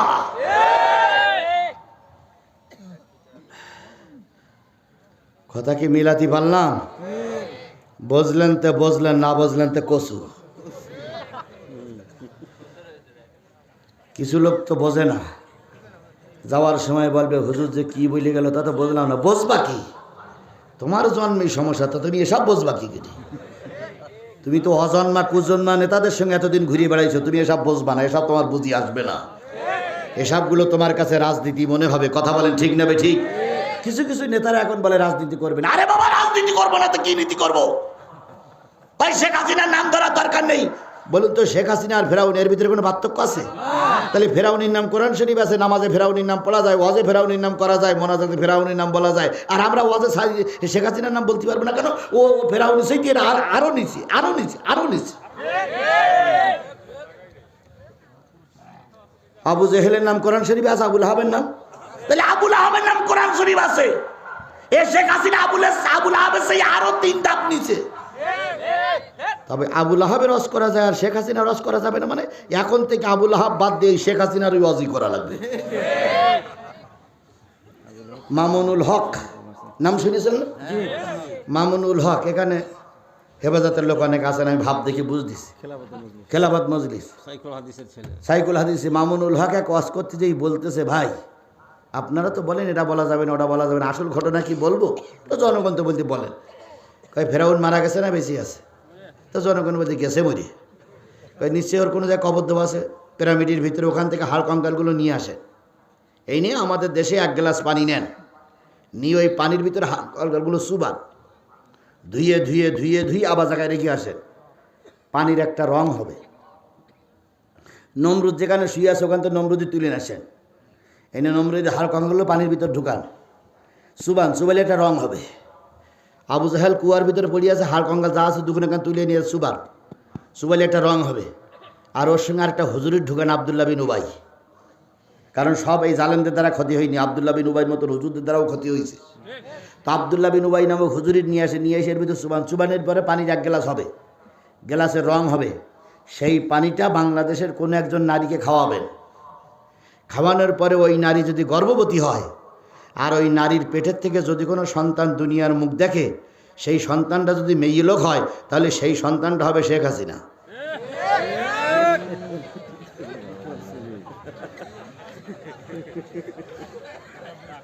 কোথার ওয়াজ কোন জায়গায় মেরিতেছে হিসেব করতেছেন আপনি? মামুনুল হককে স্যালুট জানাই যে এই বুদ্ধি সে বের করল কি করে। তার মানে তার বক্তব্য হলো এই শেখ হাসিনা ফেরাউনের চাইতে আরো নিকৃষ্ট, এই শেখ হাসিনা ওই নমরুদের চাইতে আরো নিকৃষ্ট, এই শেখ হাসিনা আবু জেহেলের চাইতে আরো খারাপ, আরো খারাপ, আরো খারাপ খারাপ। আফআলুল খায়রা লাআল্লাকুম তুফলিহুন, ভালো ভালো কাজ দেখা যাবে কিন্তু ওর ভিতরে ভালো কাজ থাকবে না। ওরা বলবে আমরা তাহাজ্জুদ নামাজ পড়ি, কিন্তু এক ওয়াক্ত নামাজ ওরা পড়ে না। ওরা মানুষের কাছে ধোকামি করতেছে।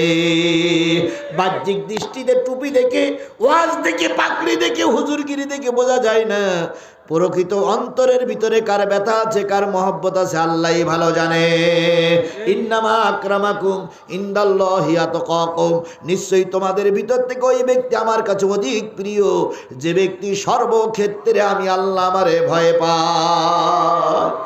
ইন্নাল্লাহা লা ইয়ানজিরু সুরিকুম ওয়া আমালিকুম ওয়ালাকিন ইয়ানজিরু কুলুবিকুম ওয়া আমালিকুম। আল্লাহ নিশ্চয়ই মানুষের চেহারা দেখে না, কত মাল আছে তা দেখে না, আল্লাহ দেখে আমল আর অন্তর। কথা বলেন, কথা বলেন, কি দেখে? আমল মানে কি? কাজ। আর অন্তর, তোমার অন্তরে কার কি আছে এইগুলো দেখে। আমার ভাইয়েরা, কোন সূরার আলোচনা হচ্ছে?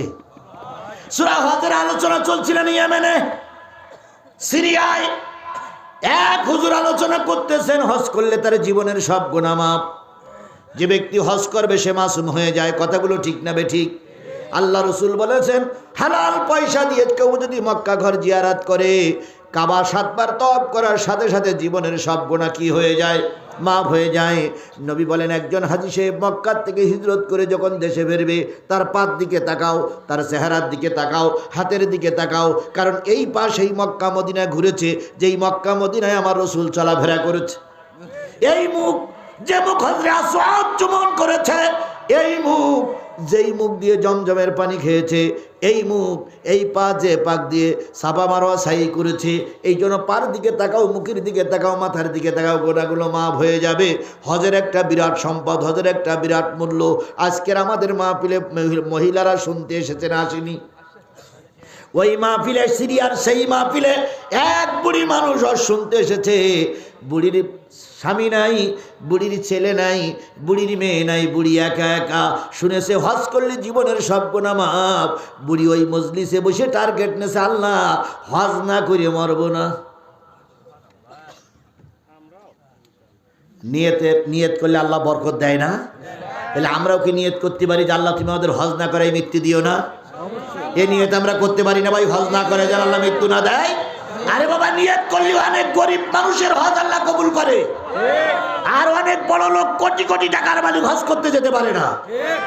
আমি 16 সালে হজ করেছি, আমার জীবনের কথা বলছি। হজ করতে গেলাম, আমাদের কাফেলার ভিতর 40 জন, সেই 40 জনের একজন মোতাওয়াল্লি ছিল, আমিও সেই 40 জনের ভিতরে হজ নসিহত করতাম। ঢাকাতে এক ভদ্রলোক গেলেন মক্কা ঘরে, মক্কা শরীফে 7 দিন থাকার পরে হঠাৎ করে একদিন রাত্রি দেখি কাঁদতেছে খুব। কি হইল? তখনও হজের সময় আসেনি, আমরা একটু আগে গেছিলাম। কান্দ কেন? আমার মেয়ের জন্য পরাণটা খুব কাঁদতেছে। ও ভাই, মেয়ের জন্য পরাণটা, আপনি একজন হজ করতে কয়, কোনো কথা না, আমি ফিরে যাবই।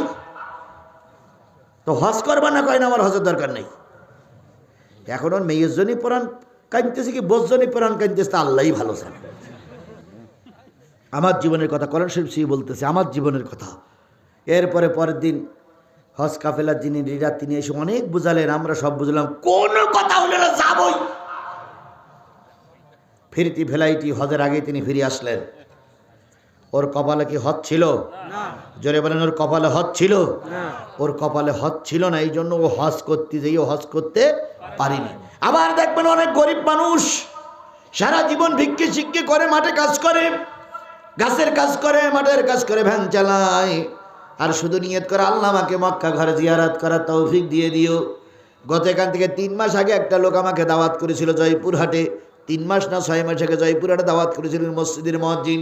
তিনি খুব গরিব মানুষ, তিনি হজ করে ফিরে এসে আমাকে দাওয়াত করেছে, বলতেছে হুজুর আমার ঘর বান্ধা জায়গা নেই, মুয়াজ্জিনি করে মাত্র 1200 টাকা বেতন পাই, 2-3টা ছেলে মেয়ে হজ করে আসছি। আমি জিজ্ঞেস করলাম কি করে হজ করেছেন? আমি ছেলে মেয়েদের একটু কষ্টের ভিতরে রেখে বউটারে বুঝাইয়ে এলাকার কিছু মানুষের কাছে বলেছিলাম, তারা সাহায্য করেছে, আমি বড় হজ করে আসছি। আলহামদুলিল্লাহ, গরিব মানুষ তার আল্লাহ হজ কবুল করলো, আর ধনী মানুষ তার কপালে হজ নাই। আমাদের সমাজে অনেক লোক দেখা যায় কোটি কোটি টাকার মালিক, এই বছর যাব, সামনের বছর যাব, পরের বছর যাব, এই টাকা জমা দিলাম, এই তদবির করতেছি, করতে করতে ইন্না লিল্লাহি ওয়া ইন্না ইলাইহি কাবুরুন। হজ হয় না এরকম প্রমাণ আমার সমাজে আছে না নাই? খালি হজ কবুল না হওয়ার ব্যাপারটা কার? আরো জোরে বলেন কার? বুড়িও হজ শুনে বাড়ি গেছে, নিয়ত করেছে কি করবে, কিন্তু বুড়ির পরিবারে কেউ নাই। বুড়ির একটা জিনিস আছে, সে জিনিস হচ্ছে চোখের পানি। ইয়াজহাকু কালিলা ইয়াবকু কাসিরা, বেশি বেশি কান্দ, কম কম হাসো, আল্লাহ কবুল করবে। বুড়ি ঘরে যে যায় নামাজ বিছাই কাঁদতে শুরু করেছে। সকালবেলা ফজরের নামাজ পড়ে কান্দে, আল্লাহ তুমি আমাকে হাজি বানাও। বুড়ির বাড়ির পাশে ছিল এক ক্লাব ঘর। কি ঘর? ক্লাব ঘরে সাধারণত ছেলেরা কি করে? খেলাধুলো করে, ক্যারাম বোর্ড খেলে, তাস খেলে, আড্ডা ফাজলামি মারে। সকালবেলা ছেলেরা ক্লাব ঘরে এসে দেখে বুড়ির জোরের কান্নার কারণে কারোর কথা কেউ শুনতেছে না। তো সবাই মিলে যে বলতে, বুড়ি কালকে সন্ধ্যেবেলা তো ভালো ছিল, আজ কাঁদতেছাও কেন? কারণ একটু হজে যাব। যুবকেরা বলছে হজ করতে গেলে টাকা লাগে, তোমার টাকা আছে? 1 টাকাও নেই। তবে আমার চোখে কি আছে? পানি আছে। যুবকেরা বাইরে গেল, অফিসে যেয়ে বসে চিন্তা করলে এই বুড়ি যদি এভাবে কাঁদতে থাকে তাহলে তো আমাদের খেলাধুলো কিছুই হবে না, চল গ্রামে যাই, যার যার কাছে হাত পায়ে ধরি বুড়ির হজের টাকা জোগাড় করি, নতুবা বুড়ি তো মরিছে আর আমাদেরও মেরিস। গ্রামের সবাই যে যুবকেরা হাত পায়ে ধরে ধরে কিসের টাকা ম্যানেজ করেছে? হজের টাকা ম্যানেজ করেছে। বলুন তো আজকের এই মাহফিলটা এককভাবে কারোর চেষ্টায় হয়েছে? এ এলাকার অনেক মানুষকে রাস্তায় দড়ি ধরতে হয়েছে, বাড়ি যেতে হয়েছে, চাউল কালেকশন করতে হয়েছে, বাঁশ কালেকশন করতে হয়েছে, ধান কালেকশন করতে হয়েছে, হাজার হাজার টাকা কালেকশন করে এরা ওয়াজ করতেছে। 10 মিলে করি কাজ, হারি জিতি নাহিলাস প্রবাদাস। হজের টাকা জোগাড় করার জন্য যুবকরা চলে গেল, সব টাকা ম্যানেজ করে বুড়ি নিয়ে বলতেছে, বুড়ি চোখের পানি মুছে ফেলো, হজের টাকা জোগাড় হয়ে গেছে। বুড়ি খুশি না বেজার? বুড়ি ছিল বসে, উঠে দাঁড়াই বলতেছে, বাবা কিভাবে জোগাড় করলি? যুবকেরা বলতে, ওটা তোমার জানার দরকার না, তুমি শুধু হজের জন্য প্রস্তুত নাও, আমরা পাসপোর্ট করার জন্য, টিকিট করার জন্য গেলাম। বুড়ির কাটমাট নিয়ে যা দরকার নিয়ে এবার পাসপোর্ট করলো, টিকিট করে বলল, বুড়ি আগামী শুক্রবারের জুমার নামাজের পরে তোমার হজের লঞ্চ ফিরে যাবে সিরিয়া ইয়েমেন সিরিয়া, এই লঞ্চ ঘাটের থেকে তোমার হজের জাহাজ চলে যাবে। তুমি 1 সপ্তাহ একটু রেস্ট নাও, শরীরের দিকে খেয়াল করো।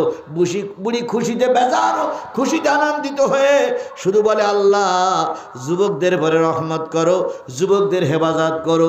ঠিক শুক্রবারের জুম্মার নামাজ পড়তে যাওয়ার আগে যুবকেরা বলে গেল, বুড়ি তৈরি হও, জুমার নামাজের পরেই কিন্তু তোমাকে নিয়ে যাব। জুমার নামাজ পড়ে এসে দেখে বুড়ি খানা পিনা করতেছে।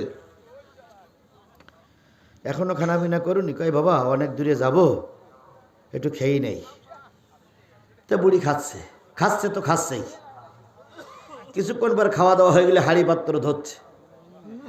তো যুবকেরা বলতে, তাড়াতাড়ি করো, এই হাঁড়ি মালসাগুলো একটু ধুয়ে না রেখে গেলে দেখবে কেটা, এখানে রাখে ওখানে রাখে, ওখানে থই ওখানে, এবার বিছানা গোছাচ্ছে। এই করতে করতে আসরের আজান দিচ্ছে।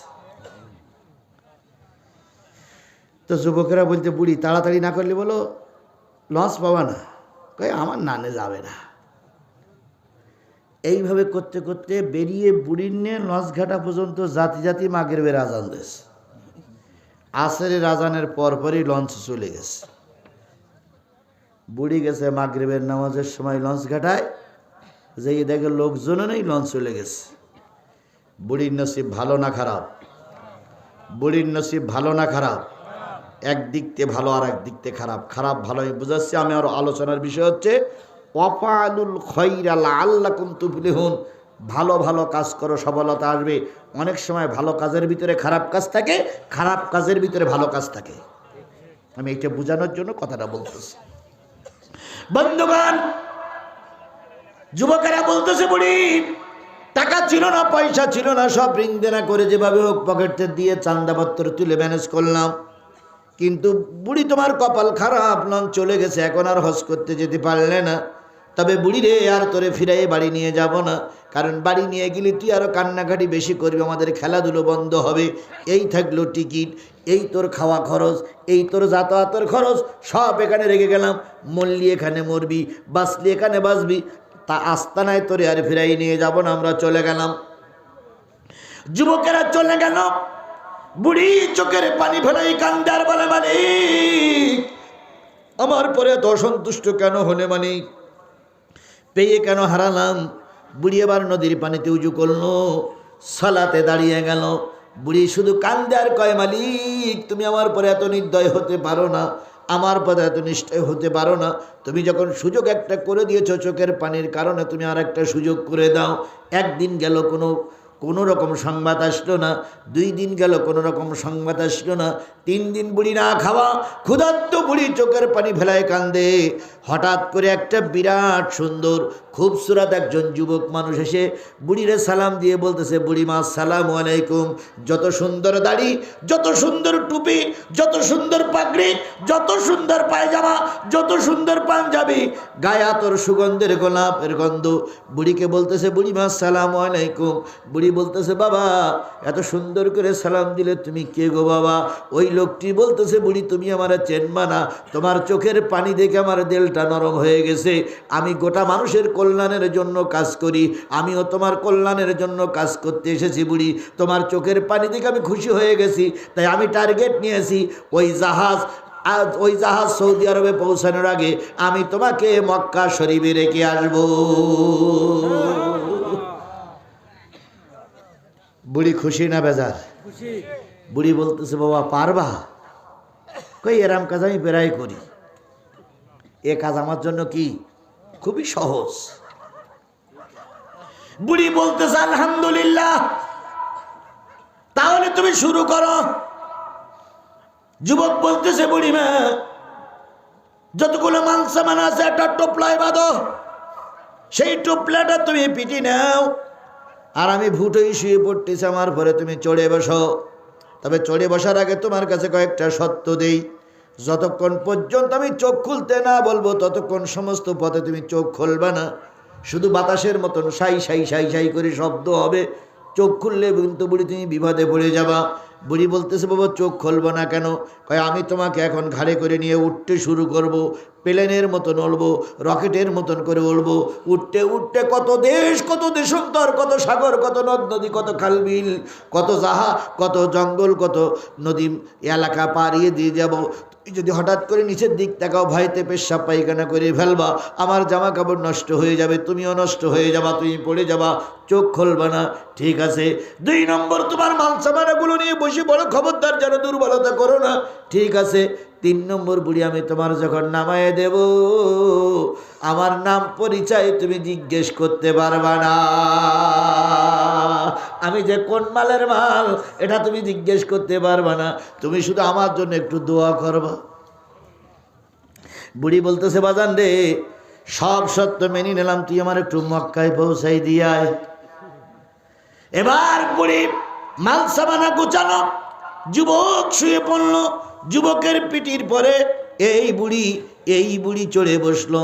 সাই সাই সাই সাই সাই সাই করে শব্দ হচ্ছে, বুড়ি চলে যাচ্ছে, যুবকও চলে যায়। অল্পক্ষণের ভিতরে কাবার চত্বরে যেয়ে যুবক নেমে ফেললো। বুড়িরে বলতেছে বুড়ি চোখ খোলো, মালসামা নিয়ে নেমে পড়ো, ওই তোমার সেই কাবা, ওই যে দেখা যায় কাবা।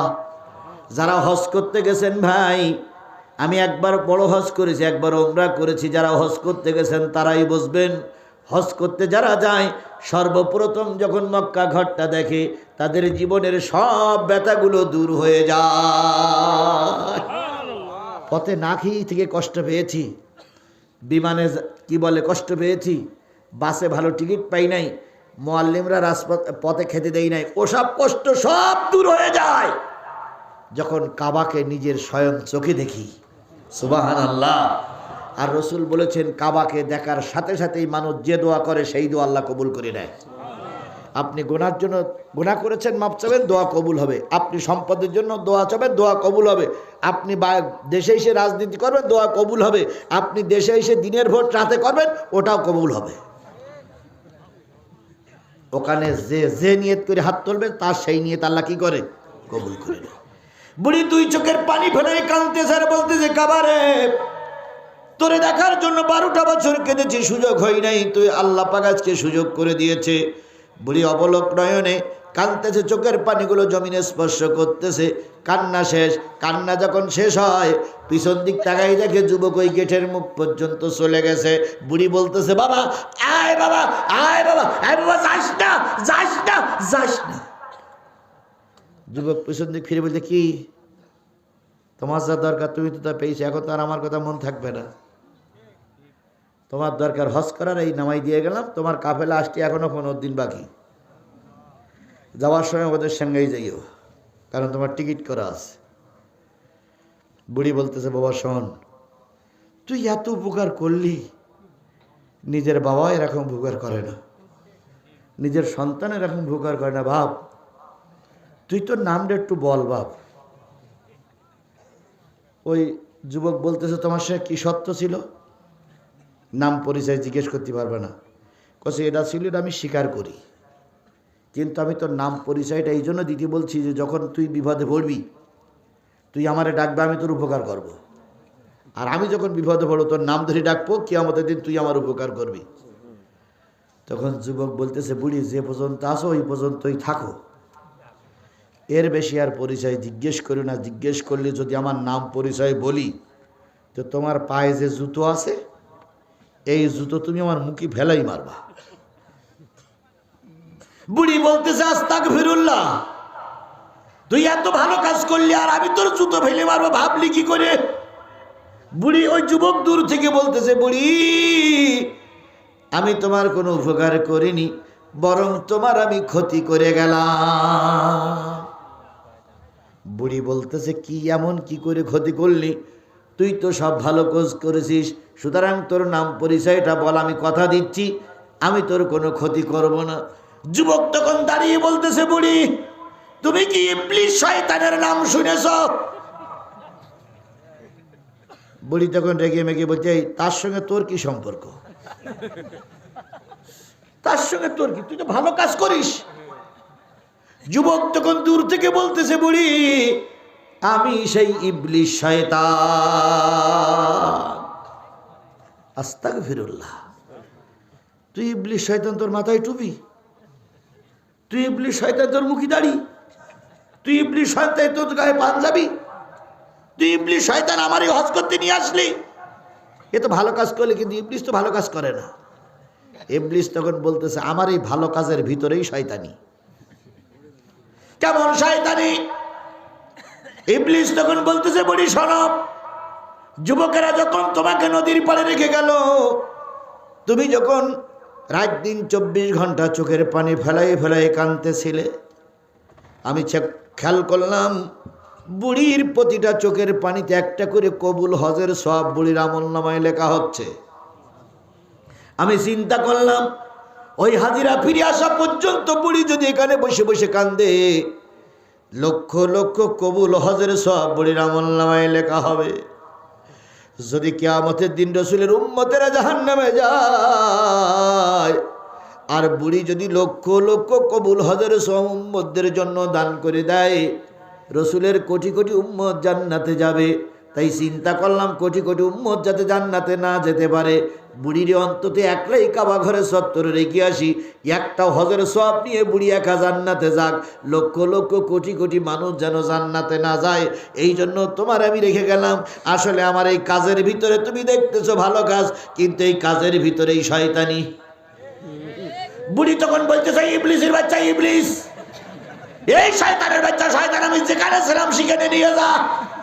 তোর এখন আনতে বললো কেন? এই শয়তানের বাচ্চা শয়তান, নে আমার ঘাড়ে করে আবার সেই জায়গায় নিয়ে যা। শয়তান তখন বলছে, বুড়িমা আসসালামু আলাইকুম। আমার শয়তানি কাজগুলো এভাবেই হয়। অতীতের 15.5 বছর যা কাজ হয়েছে সব ইবলিস শয়তানের পাঠ এরাই করেছিল। এদের সব ভালো কাজের ভিতরেই ছিল শয়তানি। কথা বলেন ঠিক না বেটি? রাস্তাঘাট করা, বিদ্যুতের নামে কারবার করা, সব ছিল শয়তানি। বাংলাদেশটারে বিক্রি করতে করতে করতে করতে সর্বনাশ করে গেছে। আর যদি এই 5টা বছর থাকতো, হয়তো বাংলাদেশ ওই ভারতের দিয়েই দিতে হতো। ইতিমধ্যে তো ভারত বলতেছে, আমাদের টাকা শোধ না করলে আমরা বিদ্যুৎ দেব না। এই অবস্থায় চলতে থাকে, হয়তো বাংলাদেশ অন্ধকার হয়ে যাবে। সুতরাং এই পোশাক, এই ঘন্টি, এই পট্টি, এই নামাজ, এই কোরআন তেলাওয়াতের ভিতরেই ছিল শয়তানি। তা না হলে মানুষকে গুলি করে মেরে যখন মানুষের পরিবার কেঁদেছে, ওরা তখন উল্লাস করেছে। শেরপুরের মাটিতে পুলিশ যখন আমাদের ছেলেদেরকে পিটাইছে, ওরা তখন গরু জবাই করে খেয়ে আনন্দ করেছে। একটা মানুষের বিপদে কখনো আনন্দ করাটা ভালো লক্ষণ নয়, তা ওরা করেছে। এই জন্য আল্লাহ বলতেছে, রফালুল খৈরা লাআল্লাকুম তুফলিহুন, ভালো ভালো কাজ করো, আল্লাহ পাক তোমাদের সফলতা দেবে। সুতরাং ভালো কাজগুলো আমাদের বেছে নিয়ে ভালো কাজগুলো করতে হবে। রাজি আছেন? বলুন তো, কোরআনের যে কাজগুলো করা হলো, সেই কোরআনের কাজের চাইতে ভালো কাজ আর পৃথিবীতে কিছু আছে? তাহলে কোরআনে বলল, কোরআনে যেটা বললো সেটা আমরা করবো ইনশাল্লাহ। দ্বিতীয় আয়াতের একটু ছোট্ট কথা বলে আমি এবার আপনাদের কথা, এতক্ষণ ওয়াজ হলো, এবার আপনাদের শিক্ষা নিয়ে কথা। আল্লাহ বলতেছে, ওয়াজাহিদু ফিল্লাহি হাক্কা জিহাদি হুয়াস্তাবাকুম ওমা জাআলা আলাইকুম ফিদ্দীনি মিন হারাস। এতক্ষণ যারা ওয়াজ শুনলে, তাদের 2 নম্বর আয়াতের শিক্ষা হলো, যতদিন পর্যন্ত এই কোরআনের বিধান সমাজে চালু না হয়, ততদিন পর্যন্ত জিহাদ ফি সাবিলিল্লাহর কাজ করা লাগবে। জিহাদ ফি সাবিলিল্লাহ মানে কিন্তু মারামারি না। জিহাদ ফি সাবিলিল্লাহর মানে কিন্তু রক্ত কাটাকাটি না। জিহাদ ফি সাবিলিল্লাহর মানে হলো চেষ্টা করা। আমরা এখন এই বিএনপি জামাতের অক্লান্ত চেষ্টার বিনিময়ে ইসলাম পৌঁছানোর দ্বার প্রান্ত, ইসলাম প্রতিষ্ঠা হওয়ার দ্বার প্রান্ত পৌঁছাইছি। কিন্তু এখন আমার দেশে কি ইসলাম প্রতিষ্ঠিত হয়েছে? জোরে বলেন প্রতিষ্ঠিত হয়েছে। এখন এই সুযোগটা আমাদের কাজে লাগাইতে হবে। এই ভাই উঠে যাচ্ছেন কেন? আমি তো শেষ করবো, এক্ষুনি শেষ করবো, এক্ষুনি মোনাজাত হবে। এই সুযোগটা আমাদের কি করতে হবে? কাজে লাগাতে হবে। কাজে লাগাতে গেলে কোরআনের সরকার, কোরআনের দেশ তৈরি করার জন্য আমাদের যার যা আছে তাই নিয়ে কাজ করতে হবে। এর নাম জিহাদ। আমি ওয়াজ করতেছি, এটা ওয়াজের ময়দানে জিহাদ। একজন লিখতেছে, এটা লিখুনির মাধ্যমে জিহাদ। একজন খবর পড়তেছে, এটা খবরের মাধ্যমে জিহাদ। ভাই মসজিদ ইমাম সাহেব উনি খুতবা পড়তেছে, ওই মেম্বারের পরে দাঁড়িয়ে উনি জিহাদ করবেন। মানে যে যেখানে আছে সে সেখানে দাঁড়িয়ে চেষ্টা করবে। আপনি 5 জন লোক নিয়ে ধান কাটতেছেন, ওর ভিতরে কোরআন হাদিস জানেন, এই কোরআন হাদিসগুলো ওদের কাছে প্রচার করা আপনার একটা জিহাদ। আপনি রিক্সা চালান, রিক্সায় 2 জন প্যাসেঞ্জার বসেছে, ওই প্যাসেঞ্জারকে দিনের দাওয়াত করাটা আপনার পক্ষ থেকে জিহাদ। এই জিহাদ আপনাকে করতে হবে কতদিন? যতদিন পর্যন্ত এই দেশে দিন কায়েম না হয়। এবার আল্লাহ রাব্বুল আলামিন বললেন মিল্লাত আবিকুম ইব্রাহিম। ও বাংলার মুসলমানেরা, ও গোটা বিশ্বের মুসলমানেরা, তোমাদের পিতা ইব্রাহিমের পরে তোমরা প্রতিষ্ঠিত থাকো, কারণ তিনি তোমাদের নাম রেখেছে মুসলমান। তাহলে আমাদের মুসলিম মিল্লাতের পিতার নাম কি? স্পষ্ট করে বলুন, কোনো জড়তা থাকবে না। বাবের নাম ধরতে পারে, স্পষ্ট অস্পষ্ট হবে কেন? আপনার আমার জাতির পিতার নাম কি? সবাই মিলে বলুন, জাতির পিতার নাম কি? বিএনপির জাতির পিতার নাম কি? জামাত ইসলামের জাতির পিতার নাম কি? হেফাজতে ইসলামের জাতির পিতার নাম কি? তাবলীগ জামাতের জাতির পিতার নাম কি? শুধুমাত্র, কেবলমাত্র, একমাত্র আওয়ামী লীগের জাতির পিতা হলো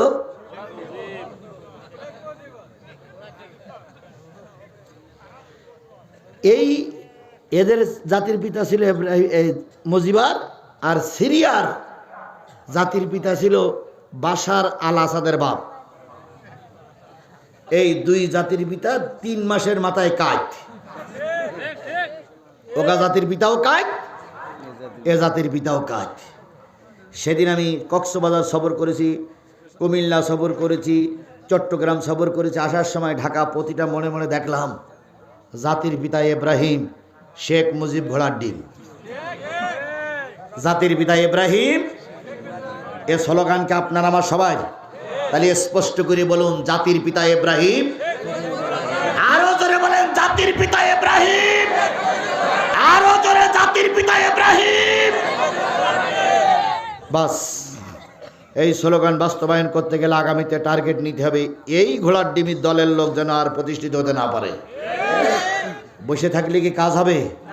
কাজ করা লাগবে। বিএনপির লোক কাজ করবে, জামাতের লোক কাজ করবে, অন্যান্য দলের লোকেরা কাজ করবে ইনশাআল্লাহ। তাহলে আজকের শিক্ষণীয় বিষয় হচ্ছে জাতির পিতার নাম হলো ইব্রাহিম। মিন ক্বাবলু ওয়া ফি হাযা লিয়াকুনার রাসূলু শাহীদান আলাইকুম ওয়া তাকুনু শুহাদা আলান নাস। পূর্বেও তোমাদের নাম ছিল মুসলমান, এখন তোমাদের নাম আছে মুসলমান, আগামীতেও তোমার নাম থাকবে মুসলমান। নবীরা সাক্ষী দেবে, সাহাবীরা সাক্ষী দেবে, জাতি সাক্ষী দেবে। এতক্ষণ পর্যন্ত নেতার কথা হলো, সাধারণ মানুষের ওয়াজ নসিহত হলো। এবার আপনাদের একটু শিক্ষা কি দিয়ে বলি। এই মাহফিলের 4 গ্রামের মাহফিলে যারা ওয়াজ শুনতে এসেছিল, শিক্ষা নিয়ে চলে যান, হয়ে গেছে। আল্লাহ বলেন ফাকিমুস সালাতা ওয়া আতুজ যাকাতা ওয়া আতাসিমু বিল্লাহ।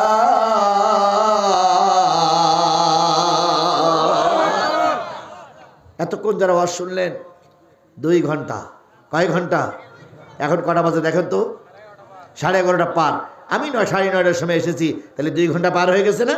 এই 2 ঘন্টা যারা ওয়াজ শুনলে, আল্লাহর নসিহত হচ্ছে যতদিন বেশি আসো 5 ওয়াক্ত নামাজ পড়বা। আকিমুস সালাত, নামাজ কায়েম করো। এটা কার নির্দেশ? আওয়ামী লীগ, বিএনপি, জাতীয় পার্টির নাম ধরে বলেছে আল্লাহ। ওই যে প্রথম কথা, যারা ঈমান এনেছো সেজদা করবা, কয় ওয়াক্ত নামাজ পড়বা। তাহলে আজকের এই বিশাল কাফেলাকে এই শপথ নিতে পারি, যতদিন বেঁচে আছি নামাজ কাজা করবো না। কারা কারা নামাজের পক্ষে আছেন একটু 2 হাত তুলে আল্লাহরে দেখাই দেন। হাত তুলে আল্লাহরে দেখান যে আল্লাহ আপনার নামাজের পক্ষে। নিয়ত করুন, আল্লাহ বরকত দেবে। আল্লাহ, আমি হেদায়েত কাউকে দিতে পারবো না, আমি শুধু তোমার কথাগুলো এখানে বলে গেলাম। দয়া করে এই জাতি সহ আমাদের সবাইকে তুমি হেদায়েত নসিব করে দাও। তাহলে আমরা 5 ওয়াক্ত সালাত আদায় করো। মা বোনেরা যারা ওয়াজ শুনতেছেন তাদের জন্য নসিহত, 5 ওয়াক্ত সালাত আদায় করব ইনশাআল্লাহ। ওয়াতুজ যাকাত, পয়সা বেশি হলে যাকাত দেব। আর শেষ কথা, একবার শেষ কথা হচ্ছে ওয়াতাসিমু বিল্লাহ, যতদিন এদেশে কোরআন কায়েম না হয় ততদিন কোরআনের ছায়াতলেই থাকবো। কোরআন প্রতিষ্ঠার জন্য চেষ্টা করব ইনশাআল্লাহ। আল্লাহরে পাওয়ার জন্য কোরআন হলো রশি, এই রশি ধরলে কারে পাওয়া যাবে? তাহলে আমরা আল্লাহরে পাইতে চাই না চাই না? তাহলে এই রশি ধরে আল্লাহর কাছে চলে যাব ইনশাআল্লাহ। তাহলে আমি বলেছিলাম ওয়াজ মাহফিলে কয়টা কথা হবে? প্রথম আল্লাহর কথা বলেছি, রসুলের কথা বলেছি, কোরআনের কয়টা সূরার আলোচনা, কয় সূরা, কোন সূরার আলোচনা করলাম, কয়টা আয়াত? 2টা আয়াতের ভিতরে নেতাদের কর্মপদ্ধতি কি হবে, নেতারা কেমন হবে সে কথা কি বলেছি। আর সর্বশেষ বললাম আমাদের দায়িত্ব আমরা কয়েকটা নামাজ পড়বো, আল্লাহর বিধান চালু করার জন্য থাকবো। আর কিসের ছায়াতলে থাকবো? এই 5টা বিষয় আমল করে যদি আপনি মৃত্যুবরণ করতে পারেন, আমি সাদা কাগজে লিখে দিতে পারি আপনি মরার পর আল্লাহ জান্নাতি। আল্লাহ আমাদের সবাইকে জান্নাতি মেহমান হিসেবে কবুল করুক। আরেকটু জোরে বলেন আমিন, আরো জোরে আমিন, আরো জোরে। জি মুরব্বী, জি সূরা ফাতিহা ইখলাস শরীফ পড়ি। বিসমিল্লাহির রহমানির রহিম, আলহামদুলিল্লাহি রাব্বিল আলামিন, আর রহমানির রহিম, মুস্তাকিম সিরাতাল লাযিনা আন'আমতা আলাইহিম গায়রিল মাগদুবি আলাইহিম ওয়ালাদ-দাল্লিন। কুল হুয়াল্লাহু আহাদ, আল্লাহুস সামাদ, লাম ইয়ালিদ ওয়া লাম ইউলাদ ওয়া লাম ইয়াকুল লাহু কুফুয়ান আহাদ। বেলঘরিয়া হাট জামে মসজিদ হাফিজিয়া মাদ্রাসার উন্নয়ন করবে আগামী 7ই জানুয়ারি 2025, 23শে পৌষ মঙ্গলবার। এখানে আমার মাহফিল আছে, আমি থাকবো, মোস্তাফিজুর রহমান শেরপুরি থাকবে, আল ফারুক আনসারী সাহেব থাকবে। কত তারিখ বলেন তো? 7ই জানুয়ারি। জায়গাটার নাম বেলঘরিয়া। সবাই যাবেন না?